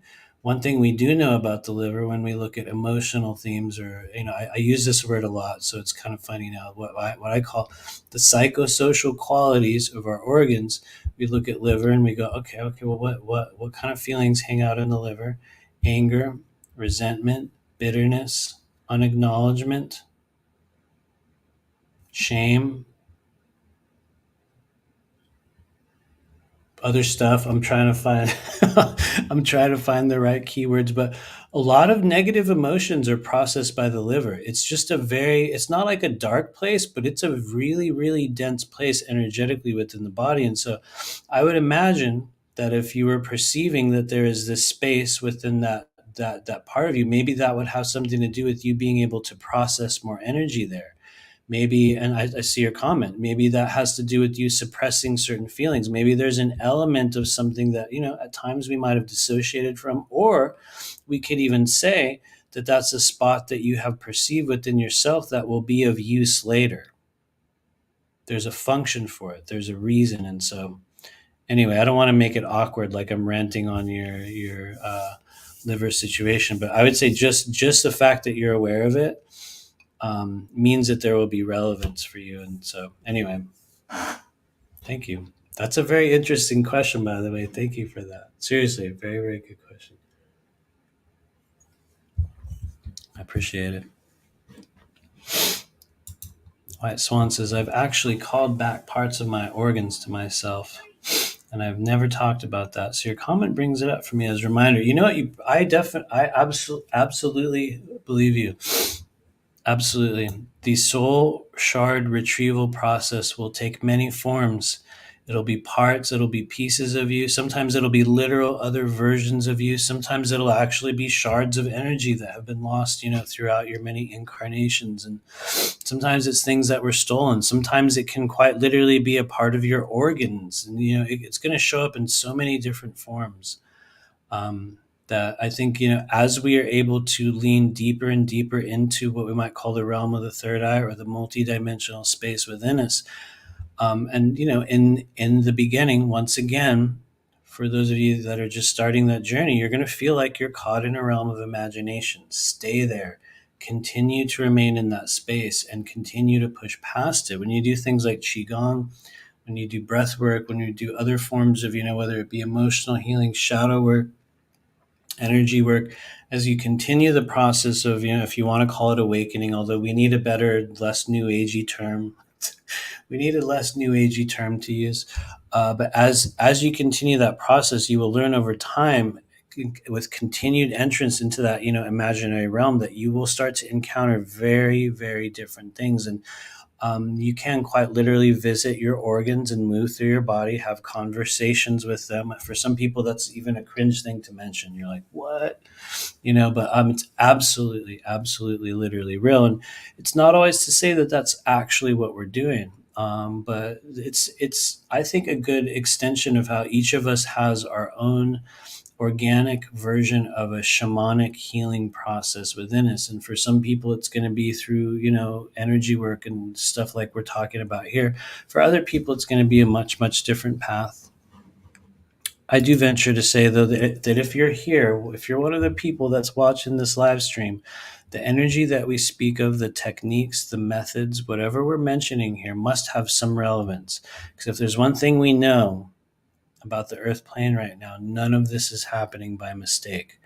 We are past the point of completely random occurrences. And if you're one of the people that's here, it's because on some level, this energy plays a role in your life. We don't always know what it is, but let me know if you have any other questions. We're almost out of water, so we don't have much. We don't have much time. We don't have much time left. What's up, Andromedan? How's it going? Good to see you hanging out here. Does anyone think that ascension could be fake? That's a really man. That's a good question. By fake, I would assume you mean something that's made up, that doesn't happen, or that we've been misled about or given lots of disinfo on the process. I think that a lot of the ways in which we've been pitched a so-called ascension journey through what we might call the spiritual ascension industry or soul group. I think a lot of the kind of agreed upon understandings of it are not necessarily fake, but they're kind of created by human consciousness. Not that that's a bad thing or a good thing. It's just human consciousness is going to create their own versions of stuff. I do believe that the concept of the solar flash that's going to create this mass ascension event during our physical lifetime, that there's going to be this one big solar flash and everything's going to change in the blink of an eye. Like all of our problems will go away and the negative AI will vanish from the earth plane, and suddenly a disclosure will happen, and then we'll get all the med beds, like they just appear. I believe that a lot of that level of kind of just talk. A lot of that is fake. Not all of it. I think a lot of it is referring to many real and actual things that are taking place on maybe different levels and different ways. But at least what I have been shown, this is always a weird thing to talk about. What I have been shown within the work that I've done, and maybe this is just for me, is that for the majority of us, and maybe this is all of us, maybe this is just a completely individual thing for Matthew, but at least my understanding is what we know as the ascension process, the kind of exiting, the official exiting of the third density physical state into the, the non-physical realms, or that non-physical sense of self, at least for me, and I think a lot of other people here, comes at the time of our physical death in this body. Meaning that I think from, myself, there won't necessarily be this big solar sneeze or a flash of light and suddenly, we're all in the new earth. But I do believe that there's some people on the earth plane that are going to be having that experience. What I do believe, though, is that there will be many different versions or ongoing kind of environmental or solar activations that take place, meaning over the coming years throughout our human journey, there will be really, really big events, really big, things. I could see something very, very similar to what they talked about when they first were talking about the concept of the solar flash, and referencing what we know as the Carrington event, which was this massive EMP burst from the sun that knocked out all electronics. I don't know if it was over the earth or over just, the US at that time, but I do believe that we will see really massive solar events that can cause, complete technological meltdowns that might fundamentally alter how we use and how we live on earth. I think that those are probably likely and, might even be coming soon in some form. But I do not believe in the idea that we're going to have, this sudden, blink of an eye, the light shows up, and we go into the sort of commercialized version of the ascension story. To me, I think that is much more of a deception. Actually, I think that's much more of a. Well, no, it is. I believe that in many cases that the choice to buy into that version of reality, where suddenly one day it's just going to happen. Boom. To me, that is a sign of deception for Earth-based beings that chose to incarnate on Earth. That we would just be required to wait. Just wait. It'll happen. What I've noticed about, the most pivotal experiences for both myself and also as a collective society, the Earth-based interactions, you guys, have been choice-based. We will always make a choice to engage in a new path or a new direction or a new piece of ourself, even when, we have these great waves of parasitic control. We are still being given choices in terms of what directions we go or how we act. Some of us don't always realize it. And so I think depending on the choices that we will make in this life, are each person's version of what we might call an ascension event will be very, very different. But I look forward to all those crazy, ongoing solar cycles. I feel very reliably real, and saying that's a weird phrase, that we will have a major, major one in the coming years, in which, it'll not saying that it will be this EMP that will wipe everything out, but it will have a big ripple. It will create a noticeable effect. And, who knows, maybe I'm totally wrong. I don't mean in a biblical sense. However, I would welcome it if possible. And I'm also willing to say I am completely and utterly wrong about how I am perceiving it. I think that's one of the coolest things about getting to live at this time on earth, is that everyone's going to have such an individualized idea of the processes of, whether you want to call it spiritual awakening or multidimensional activation or the dimensional shift that we are all living through, which honestly, I think if you wanted to kind of put more of a easily accessible label on it, it is much more of a dimensional shift, or a shift in consciousness in which our consciousness opens to another dimension, which, once again, and I know this is old news now, it's not 5D. Although we've been there, we have an element of ourself across all the dimensional planes, but experientially, Experientially, the stage that we are entering is what many of us know as fourth density. But that in itself is such a spiritual buzzword now, right? It's like such a buzzword. As soon as you say like density or timeline or ascension, or I think the funnest one is new earth. That's a as soon as you use those terms, some people will only be able to understand their own version of what they believe that means, and other people will instantly just deactivate. And so, you know, who knows where we all are in that process. What's up, Trevor? People have been awakening or ascending for thousands of years according to our known public history, but is there a mass awakening event occurring in our lifetimes, a massive collective ascension? Thank you for mentioning that, because that is literally true. If you, everybody, is aware of the story of the Bible and Jesus' ascension. This is a well-established thing, right? The ascension process for most of us has already been established on earth as being, leaving the physical body at the time of death. But there's many, many versions of it, many and different understandings of it. I would like to say that I wouldn't necessarily call it a mass awakening event. I think that there will be pivotal kind of activations or pivotal events that will have really big impact, that maybe it'll be global. I don't know. I'm going to be optimistic and say I pray for it. I would love to see it.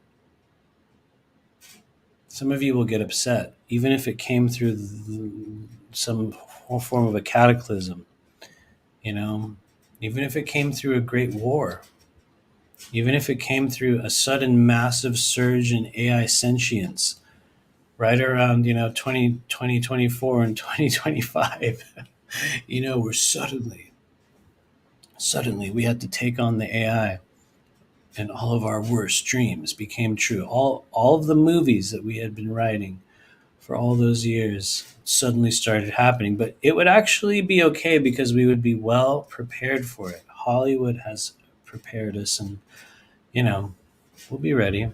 You never know. We'll have an hostile AI takeover in the coming years, or maybe we'll just have a big solar flash. Either way, I'm totally into it. Totally into it. I'm now reminded of my friend telling me he calls them Galactic Federation of World Mental Illness Mafia. It is a real thing. It is definitely a real thing. Right? There you go. You got it. New Earth, 5D Ascension. You got it. As soon as you throw those terms out there, everybody's gone, right? Or or those are your greatest selling points. I'm going to be totally real, and I'm not talking about anybody in particular. I'm really not, because I don't even know what this person's name is. Genuinely. Some of you would call that a tell. When people do this and they're about to tell you something, a tell will indicate that they might be withholding certain information. So the body language analysts out there just noticed one of Matthew's tells. But one of the most cringe labels was I was flipping through YouTube. You know how you'll just watch random videos, and this person came on, and they were like, "What is it? I am an embodied way shower, a galactic shaman, and an ascension trainer." And I think that was their literal exact phrase. I'm an embodied way shower, a galactic shaman, and an ascension trainer. And I'm gonna be real with you. First off, and this is a real question. I'm not saying anyone's names or anything like that. What is an ascension trainer? Seriously, how do you train someone for something that you haven't even been through yourself? Seriously though, and I'm not, I'm not trying to get negative or inflammatory here, but really though, how could you possibly train someone for a process that you have not even been through? That you've only learned about from other from other people's YouTube channels and spiritual blogs. And then let's look at the other one. And many of you have heard me say this, but I feel like the label galactic shaman is one of the most cringe spiritual labels that one could possibly take upon themselves.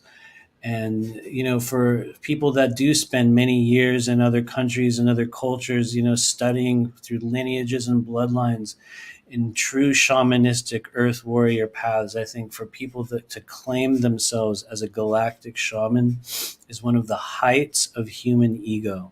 When we talk about just complete and utter, maybe we could say spiritual ego, what is a galactic shaman? And I'm also asking that for people in the chat. No, seriously though, what is a galactic shaman? Uh-oh, we're out of water. And then finally, what's an embodied way shower? I mean, we definitely understand the process of embodiment. So that's a real thing. We're embodying. We're being whole within ourselves. We're coming into full ownership, full presence within ourself. Embodiment implies at least some knowledge of self or presence. Within the now moment, an ability to remain present, embodied. And so I imagine if you're a way shower, then you are showing other people that process. So you know what? I will all that one I can sort of grab onto that. I can sort of, I can grab onto I can't even say it now. That's probably a signal. I think the what's the word? I can't say it. Galactics. The galactics are signaling us to stop talking about the galactic shaman, but embodied way shower works. I I'll be willing to give him that one. Aurora says just a regular shaman with galactic thrown in front of it. Here's the thing, though, and I say this lovingly. All you have to do is do ayahuasca on the weekend now, and like if you haven't noticed, guys, people come back and they start a YouTube channel and they're doing healings, and now they're a shaman. So, what's up, Arcturian starseed, reptilian starseed, right? I don't know either. I don't know either. I think that each of us, though, in our own way, whether you want to call yourself a healer, a mystic, or a multidimensional being, I think each of us within our own healing journeys will have a potential to, undergo many or participate in many shamanic healing practices, meaning many different forms of elemental and, non-traditional, non-physical, we might call spiritual forms of healing. I think many of us are going to engage in those, but to call oneself a galactic shaman, once again, to me, it's just cringe. And I'm not, we're not here to name names and tear everybody down. I know sometimes people get weird that I get a little inflammatory about such things, but I'm going to be real. I think one of the best things we can do right now is be real, is to be fully authentic. And sometimes, you're going to learn, and there's going to be times when we will dial that back. There's going to be times when we will edit it. There's going to be times when we come to new conclusions. And I think that it's very appropriate to also talk about your process of coming to new conclusions and understandings in what it is we're doing. But I cringe at the level of spiritual and human ego surrounding the nature of kind of spiritual monikers and titles. And I guess at the same time, you could look at what I do and go, "Well, you're using some titles, aren't you? Aren't you? You call yourself a psychic, right? Right? What does that even mean? What's a healer, right?" Other people could go, "Well, what do you think? You're pulling implants out of people's body, and depending on how you want to perceive that or what place you're in within your human journey, just my existence alone will be the most cringe and unreal thing." And that's also, for a lot of people here that are in the chat, those of us that are healers, those of us that work in non-physical energies, you're already working in an area that most, I shouldn't say most, but many people on the earth plane do not even acknowledge as being real. Think about it. Those of you guys out there doing readings and healings, even the Reiki healers, probably especially them, you know what I mean? Most of the world still has not even acknowledged your authenticity. So, who am I to say that all the galactic shaman are not actually galactic shaman? Maybe they are. Actually, here, Trevor got it. A shaman who works with extraterrestrials. Boom, there you go. There you go. Where does one get certified in galactic shamanry? Shamanry? Is that a word? Shamanry? I don't think it is. I don't think it is. White Swan says, I'm not changing my handles, Matthew, because I know I use Wayshower. Do you? I never saw you use it, and it is okay. There's nothing wrong with that. There's nothing wrong with that. Absolutely. Honestly, I would say own it. I for people that really acknowledge themselves as such, and if that's your true self, and you understand that term, or your belief of what that means applies to you, I think the best thing we can do is own it with true authenticity at the same time. Especially when maybe somebody like me will be willing to go, I think that's dumb. I think the best thing we can do is go, so what? It's cool, and just keep on doing it. And anyway, that's not at you, White Swan, because I like, you know what I mean. But I wish I had a galactic shaman marketing team, Greg. I genuinely do. I would love to have a galactic shaman marketing team. That would be cool. That'll be a warning sign. That'll be a warning sign. If suddenly something becomes super polished, like there's a marketing team, or if I suddenly start doing those like thumbnails where it's me posed at a camera and there's just all this, you know what I mean? Like there's this like PR thing going on in the background. That would be a little bit cringe for me. Or maybe not. Watch out, maybe we will. That's how you guys will know when I join the CIA. Suddenly. Suddenly, I'll show up on Michael Jaco's pod show, on like one of those guys' channels, and you'll be like, "What the hell? How did that happen?" Suddenly, I will do a workshop with Simon Parks, and you'll be like, "What? How?" Anyway, thank you, Juliana Costello. Feel you. Magic mirror. I'm going to start using. It's not a word. It's all right. Sorry, you guys. It's genuinely not a word. It's genuine, or maybe it is now. Maybe it is now. Had a wild dream last night. This giant, not Anunnaki, he was a business dude. He knocked on my window, and I was like, "Yeah." And he was like, "Can you heal my friend's eye?" And this old, here's the next part. And this old dude came to the door, and he had a banjanity arm. I'm not sure what you mean by that part. Oh, a bandage arm and eye, and they said he had sailor's eye. Whoa. I think you're doing some very, very real work in the multidimensional dream space. Once again, the fact that you have such a clear recall, in my opinion, means that you are actually engaging in some form of a process. And I think you've heard me talk about this, Selena. I also had weird experiences in the very, very beginning where I viewed myself doing healings on other beings, which for some people is such a cringe thing to hear, where you're like, what, me? That's crazy. Yet that's literally what it was. And so I would say you're definitely having that experience. I like Simon Parks too, Braden. No, seriously, I do. I have watched a lot of his stuff. I watch a lot of many, many, many, many different people constantly, and so yeah, no, Simon's okay, but I know, maybe not him specifically, but there's a lot of people within that community, or maybe not a lot, but there are certain people that are very, very quite literally on the payroll of certain agencies. It's not a myth. It's not a conspiracy theory.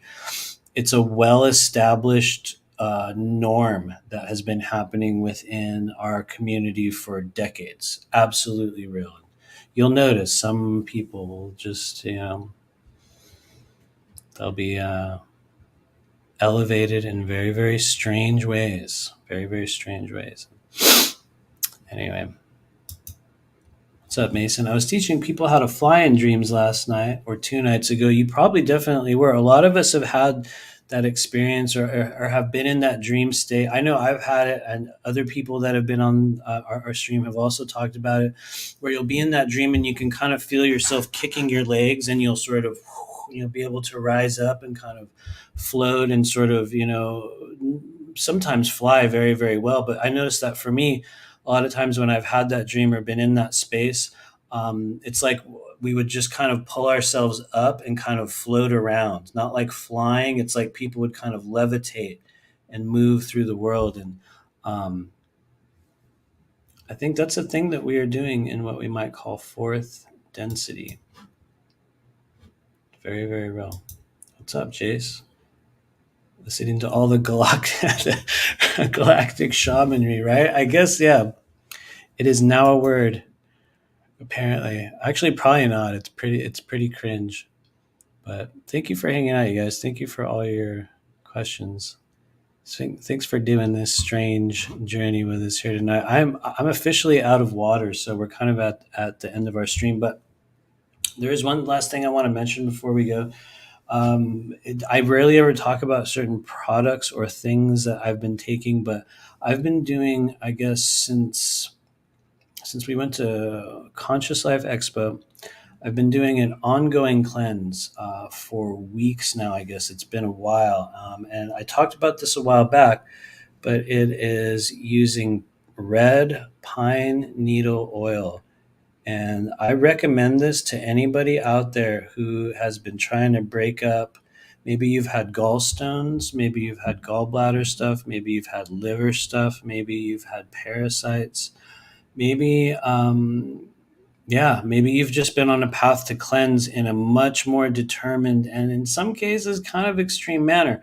What I've been doing for the past couple, I guess since early February, is taking a couple capsules of actually 3 capsules a day with a couple droppers full of live pine, red pine oil. And it is absolutely outstanding. And the reason why I'm talking about here tonight is because I recently kind of paused on it for about a week. I'd been taking it continuously since February, every single day, and it's almost gone now.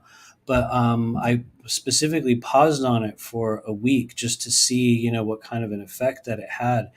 And I noticed that when I took it today, actually, because today's the first time I took it in a little while, immediately you will notice movement of kind of fluid inflammation within your body. You can get very nauseous. It does have, I mean, technically it's turpentine. If you want to get technical, it's live pine oil. So people have heard about turpentine cleanses. This is kind of one version of it. But it's pretty hardcore stuff. For those of you guys out there that have been looking at kind of doing a kind of maybe somewhat intense version of a cleanse, this is definitely a good one. It's helped me. Like, what have been the benefits of it before I go on a weird rant about red pine oil. The benefits that I've noticed for me has been primarily in inflammation within the body and clearing of the gut. And what do I mean specifically? Specifically about clearing of the gut. I'll make it very graphic and plain. Just helping you poop everything out of your body, which for those of you guys that have been detoxing or trying to reset or trying to get rid of dead energy or trying to, all of the things that we try to do, especially parasite cleanses, those have been the absolute. It has been a game changer for that, losing inflammation and helping actually push dead matter out of the body. But it's also highly anti-parasitic. And I'm a person that has a lot of gallbladder energy already, and I have a lot of liver energy. And I've noticed that when I've gone through a good either gallbladder or liver cleanse, I will lose inflammation from that area of my body. And so I just wanted to mention it here on this channel because I have not heard anyone else talk about this. And maybe there's a million people talking about it, and I'm just, not in touch with what's going on. But for those of you guys that want to try something a little bit different, this is a really good brand to get a hold of. And they have a website, Live Pine. You can literally look it up. I'm going to be real with you. It's kind of it costs a lot. It's a lot. It's going to be a pricey one. It's more than I expected it to be. But I will tell you straight up, it is absolutely worth it. And so for those of you guys that have been on the parasite cleanse thing, it's been it's been a very, very helpful thing for me. Joanna LeBlanc says, how long are you supposed to do it for? I think some people take it for a month. But for me, I will just take the whole thing and I'll just keep taking it until the whole thing is gone. And so what I do is it comes with a little dropper, and so we got those gelatin capsules.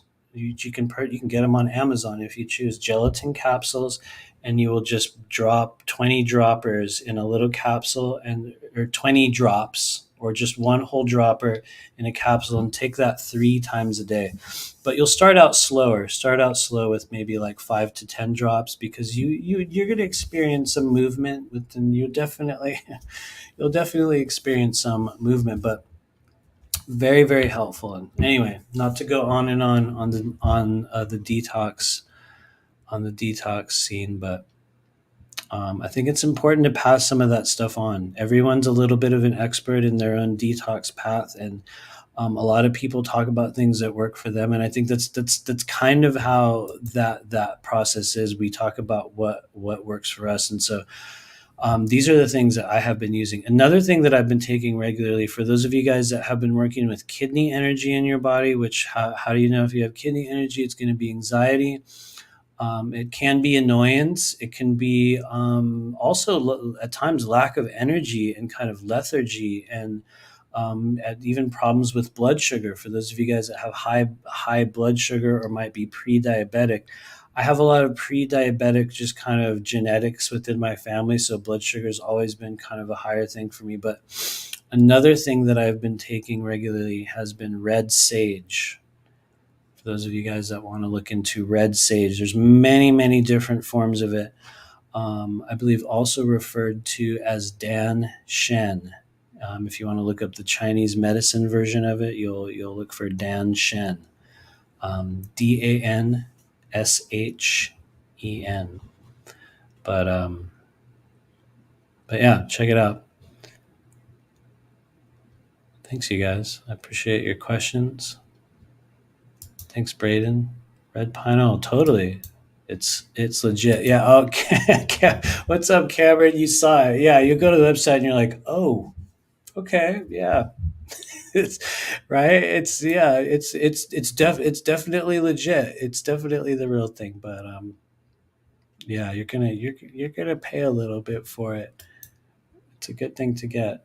I honestly feel like most people just make their parasites scatter and or build resistance by not adequately cleansing.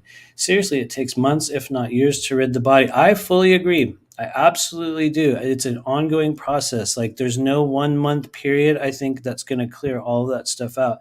And honestly, I also think if you're just eating regular food in this world, and not that I eat horribly, but we all come in contact with stuff, and um, not to say that everyone doesn't or does have parasites. There's lots of opinions on that, but I think it's a normal factor. Maybe not normal, but it's a common thing that everyone's going to deal with on some level. But anyway, check it out if you can, you guys. Aurora saw it too, right? It is. It is. It's yeah, yeah. It is. And you can only take a drop a day, just so you know. I will tell you how much I don't know how much it is on their website, you guys. I'll just say it for those of you guys that want to get it here. When I we got some at Conscious Life Expo, and I think it was 79 dollars. It was, yeah, I think the trade show version of it was, yeah, nearly $80, and so it's one of those ones where you're like, wow, okay, I'm really gonna go for this one, or you're not. But there's other brands, there's other versions of it. The only one that I've taken is this brand. But anyway, I am not affiliated with them. For any of you guys that are watching and you're like, what, this guy? I have no, yeah, it's just a product that we've been using. Anyway, thank you guys. I appreciate your comments. Absolutely. And so let me know if you have any other questions or comments before we roll out the door. Once again, I'm going to recap, because it has been, somehow it's been 2 hours once again. But I'm going to recap. We have a couple winners. Our first winner of the workshop for April 29th and 30th is Dana Blazing. And so I think Dana was here in the chat. She already heard it, so I'll be getting a hold of her. And then we had two winners for private sessions, which can take place probably I would say within the next 2 weeks, but there's no time limit on it.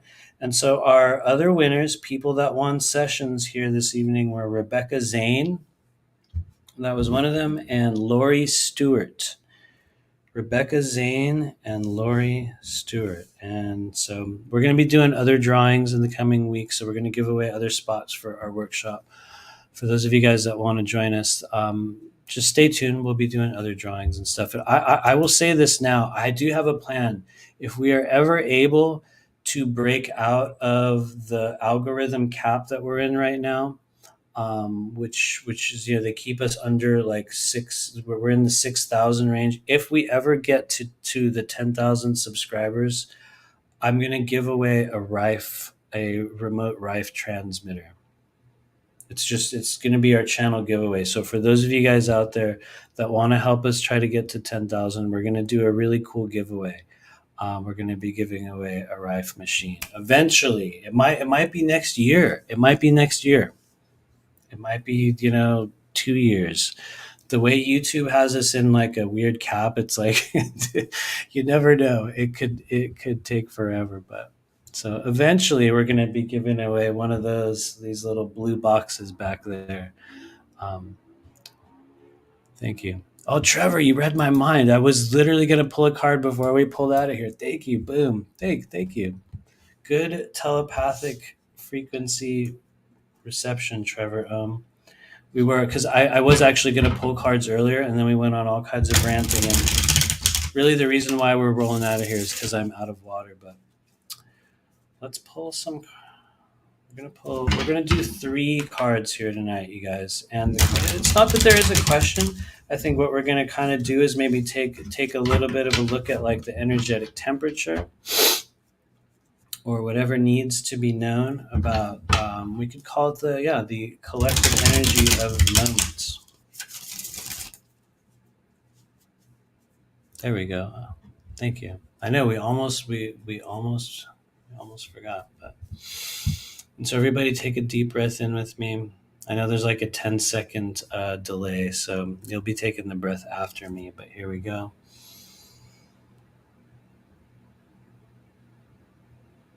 And just let it out. Thank you. So we're just going to pull 3 cards. For those of you guiding this multidimensional collective, and especially those of you gathered at the multidimensional trailer park alongside these physical beings and their physical worlds and physical bodies down here on the earth plane in the year 2023. The first card we have tonight, boom, a chariot. The chariot has not been a first card for anyone in a little while. I gotta be real. Even in the tarot class that we just wrapped up a couple weeks ago now, chariot doesn't always come out running out of the gate. And so what happens when a chariot comes in your life? Hold on, we're going to talk about that in a moment. But in second place, or in the next position, comes another one. Number 2, the moon. Whoa. Okay. The universal intensifier. Don't worry. We're going to explain. And number 3, just taking the energy of our current timeline for those of us gathered here. Here we go. Number 3. Boom. Oh, Page of Wands. What? Okay. These are cool cards. I'm definitely kind of drilling on myself. Starting out, you guys, whenever the chariot comes into your reading, especially if it's a first or if it's a first card, and there's no real placement for these 3 cards, we're just looking at energetic temperature. But from a collective level, if you have a chariot in your life, you have an ability to manifest, or we could say from its most basic perspective, you have an ability to get from point A to point B that is much greater, much faster, much more potentially successful than maybe we could say at other stages of your life or other moments. The chariot gives you control if you're willing to take it. But we got to look at the chariot and realize, number 1, a few things about our current world. When you have this in your life, there's, many things are possible. Think of it like the universe giving you the keys to the fastest car and saying, go wild, go for it. It's a good thing to get. Everyone wants a chariot. But if you don't know where you're going, if you're not in physical alignment with your, physical world, if you're not actively controlling your chariot, this can, for some people, be a fast trip into a brick wall. It could be us going in circles, whether it's individual or whether it's collective. In order for the chariot to be successful, which is usually what it brings fast manifestation, a tool for success. It helps us achieve something very, very quickly. We have to know what we want. We have to know who's in control, and somebody has to be willing to really drive the vehicle. In this case, we'd be talking about what we call a strong locus of control. And that is the pilot, the person that's actually driving this vehicle, that's sort of, determining their own fate by the energy that's been given to them and actively directing it. The chariot needs you to do that. And some of you guys will notice, you've heard me say this before. Um, he's playing a harp, so we're not always taking control of what's available to us. So the chariot says, take full control, and know what you want. So I would put that kind of within the physical realm right now for a lot of us, and looking at it from an overarching kind of collective level. I would put the chariot as kind of telling us where we are in our current placement on a physical timeline, which I would like to think that a lot of people could agree with, because we have a lot of opportunity. There's so many things that can happen if people on earth were able to really kind of catalyze and form our will together. We a lot of us have heard this a million times. We could change everything in the blink of an eye. The chariot can certainly do that. But a lot of people have chariot energy in their life, and they just ride around and around and around. And it does require a decisiveness. And so let's look at what's affecting the chariot. What's affecting the chariot is the moon. And so the moon, I think, for a lot of people can be a very, very simple thing, or it can be very complicated. But when you receive the moon in your readings, think of it as the universal intensifier of energy in the moment. It could be a monthly thing. It can be a nightly thing. It can be a chapter of your life in which everything is way, way more intense. And so I would put this, probably within the next few weeks for a lot of us. I think as we started our stream here tonight, we started out with, people talking about really intense energy. When the moon comes out, certain things that were previously eclipsed in darkness will be shown a little bit brighter. There can be revealings. And I think we have seen some revealings. For those of you guys that saw that creepy, creepy video with the Dalai Lama, that's a good moment that something like the moon would reveal to us. In many cases, something that's been going on the whole time, literally going on the entire time.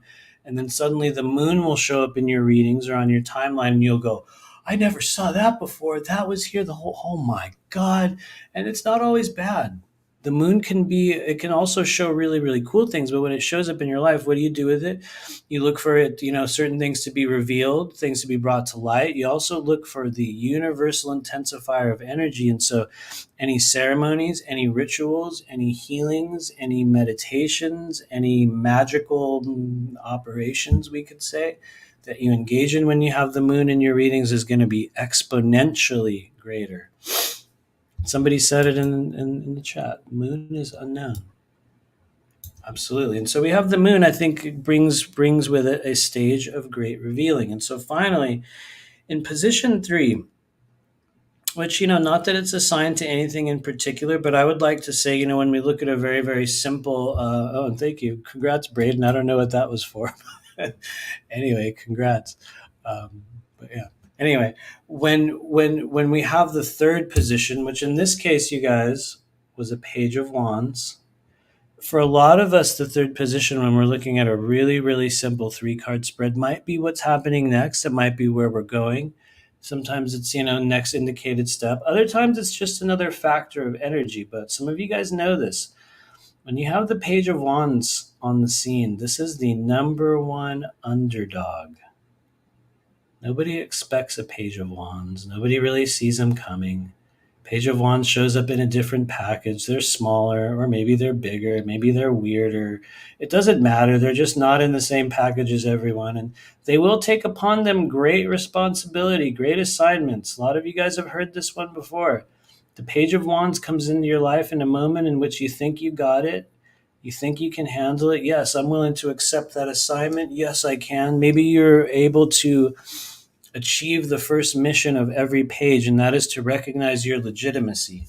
Seriously, page energy, when it rolls into your life, you have to be able to look at yourself in the mirror and recognize exactly where you are real.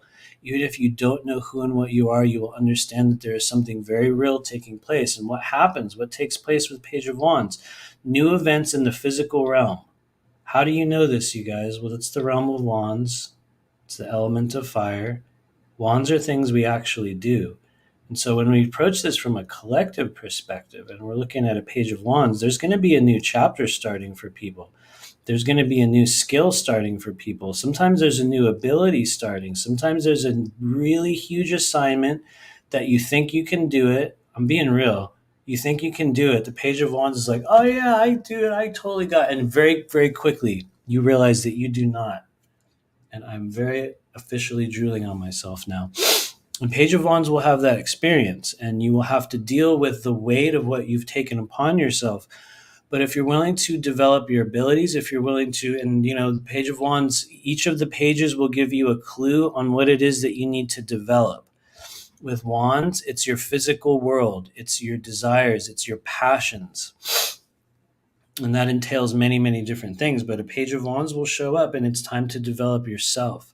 And so I would say for those of us within the collective, we're looking at a stage of potential great activity with the Chariot, which honestly, I think us as a soul group, we've had a Chariot with us this entire time. It's just most of us don't know how to use it in their life. You'll see your friends and family using their Chariot every now and then. They'll suddenly jump forward in something. They'll make a decision. They'll be like, damn it, I'm finally going to blank. I'm doing it. Whatever the blank is, they're like, I'm doing it. Nothing's going to stop me. And everyone will look at them and they're like, whoa, they totally did it. They fulfilled their destiny or their duty or their mission, whatever it was. Damn, she actually did. Which is a cool thing that will show up after people receive a lot of aces in your readings. You'll notice that certain timelines will change. And so the Chariot, for a lot of us, I think is the thing we've all had. We haven't really taken control over. And then looking at the moon, once again, just recapping before we get out of here, the moon in second place with, like I was saying, I think in the coming weeks, we're going to see continued revealing, whether internal or external. So look out for that.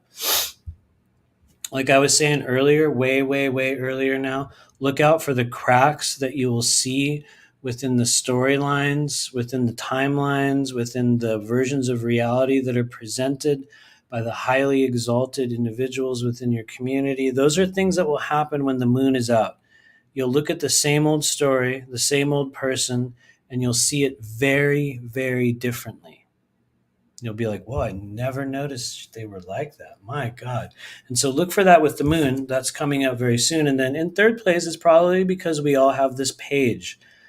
And so, like we said, Page of Wands, number one underdog. All of the pages have a really cool trait, though. Page of Wands is number one underdog, and they're the number one survivor. They don't necessarily come out on top. I got to be real. Page of Wands does not. They don't always come out on top, but they always survive. And I've said this many times, but think of the Page of Wands like the scene at the end of a movie, and all the people you relied on, all the heroes are gone, everyone you thought was going to save the day, all of those things are dead and gone and ruined. And then from out of nowhere, somebody that you never expected rolls in and changes everything. Nobody saw them coming, and they were standing next to you the entire time. That's your Page of Wands. And so I like to think there's a lot of Page of Wands type individuals that hang out at this channel. Maybe I'm wrong, but I have a feeling a number of you will identify with the Page of Wands. And so anyway, it's been a fun one. I'm definitely out of water. You guys will notice that I get really like foamy as the time goes on. And so anyway, we're going to go hydrate ourselves. Thank you for hanging out with us. Please share and like this video, you guys. Hopefully we're going to break out of that weird algorithm cap we're in, and then we can give away a Rife machine, whether it's 2 years from now or I don't know. Eventually, we'll do a cool giveaway when we get to 10,000. But in the meantime, we'll probably see you guys once again, maybe about a week or so. We're planning a couple other interviews. And for those of you guys that are going to be with us this Saturday, we're going to be in the Patreon group. You can join us over at the Blue Flame Collective on Patreon. And I look forward to talking with our winners in the coming weeks. But anyway, we've hung out long enough. I love you guys. And We will see you once again live from the multidimensional trailer park. Pick up your trash on the way out, okay, everybody? Don't stare into the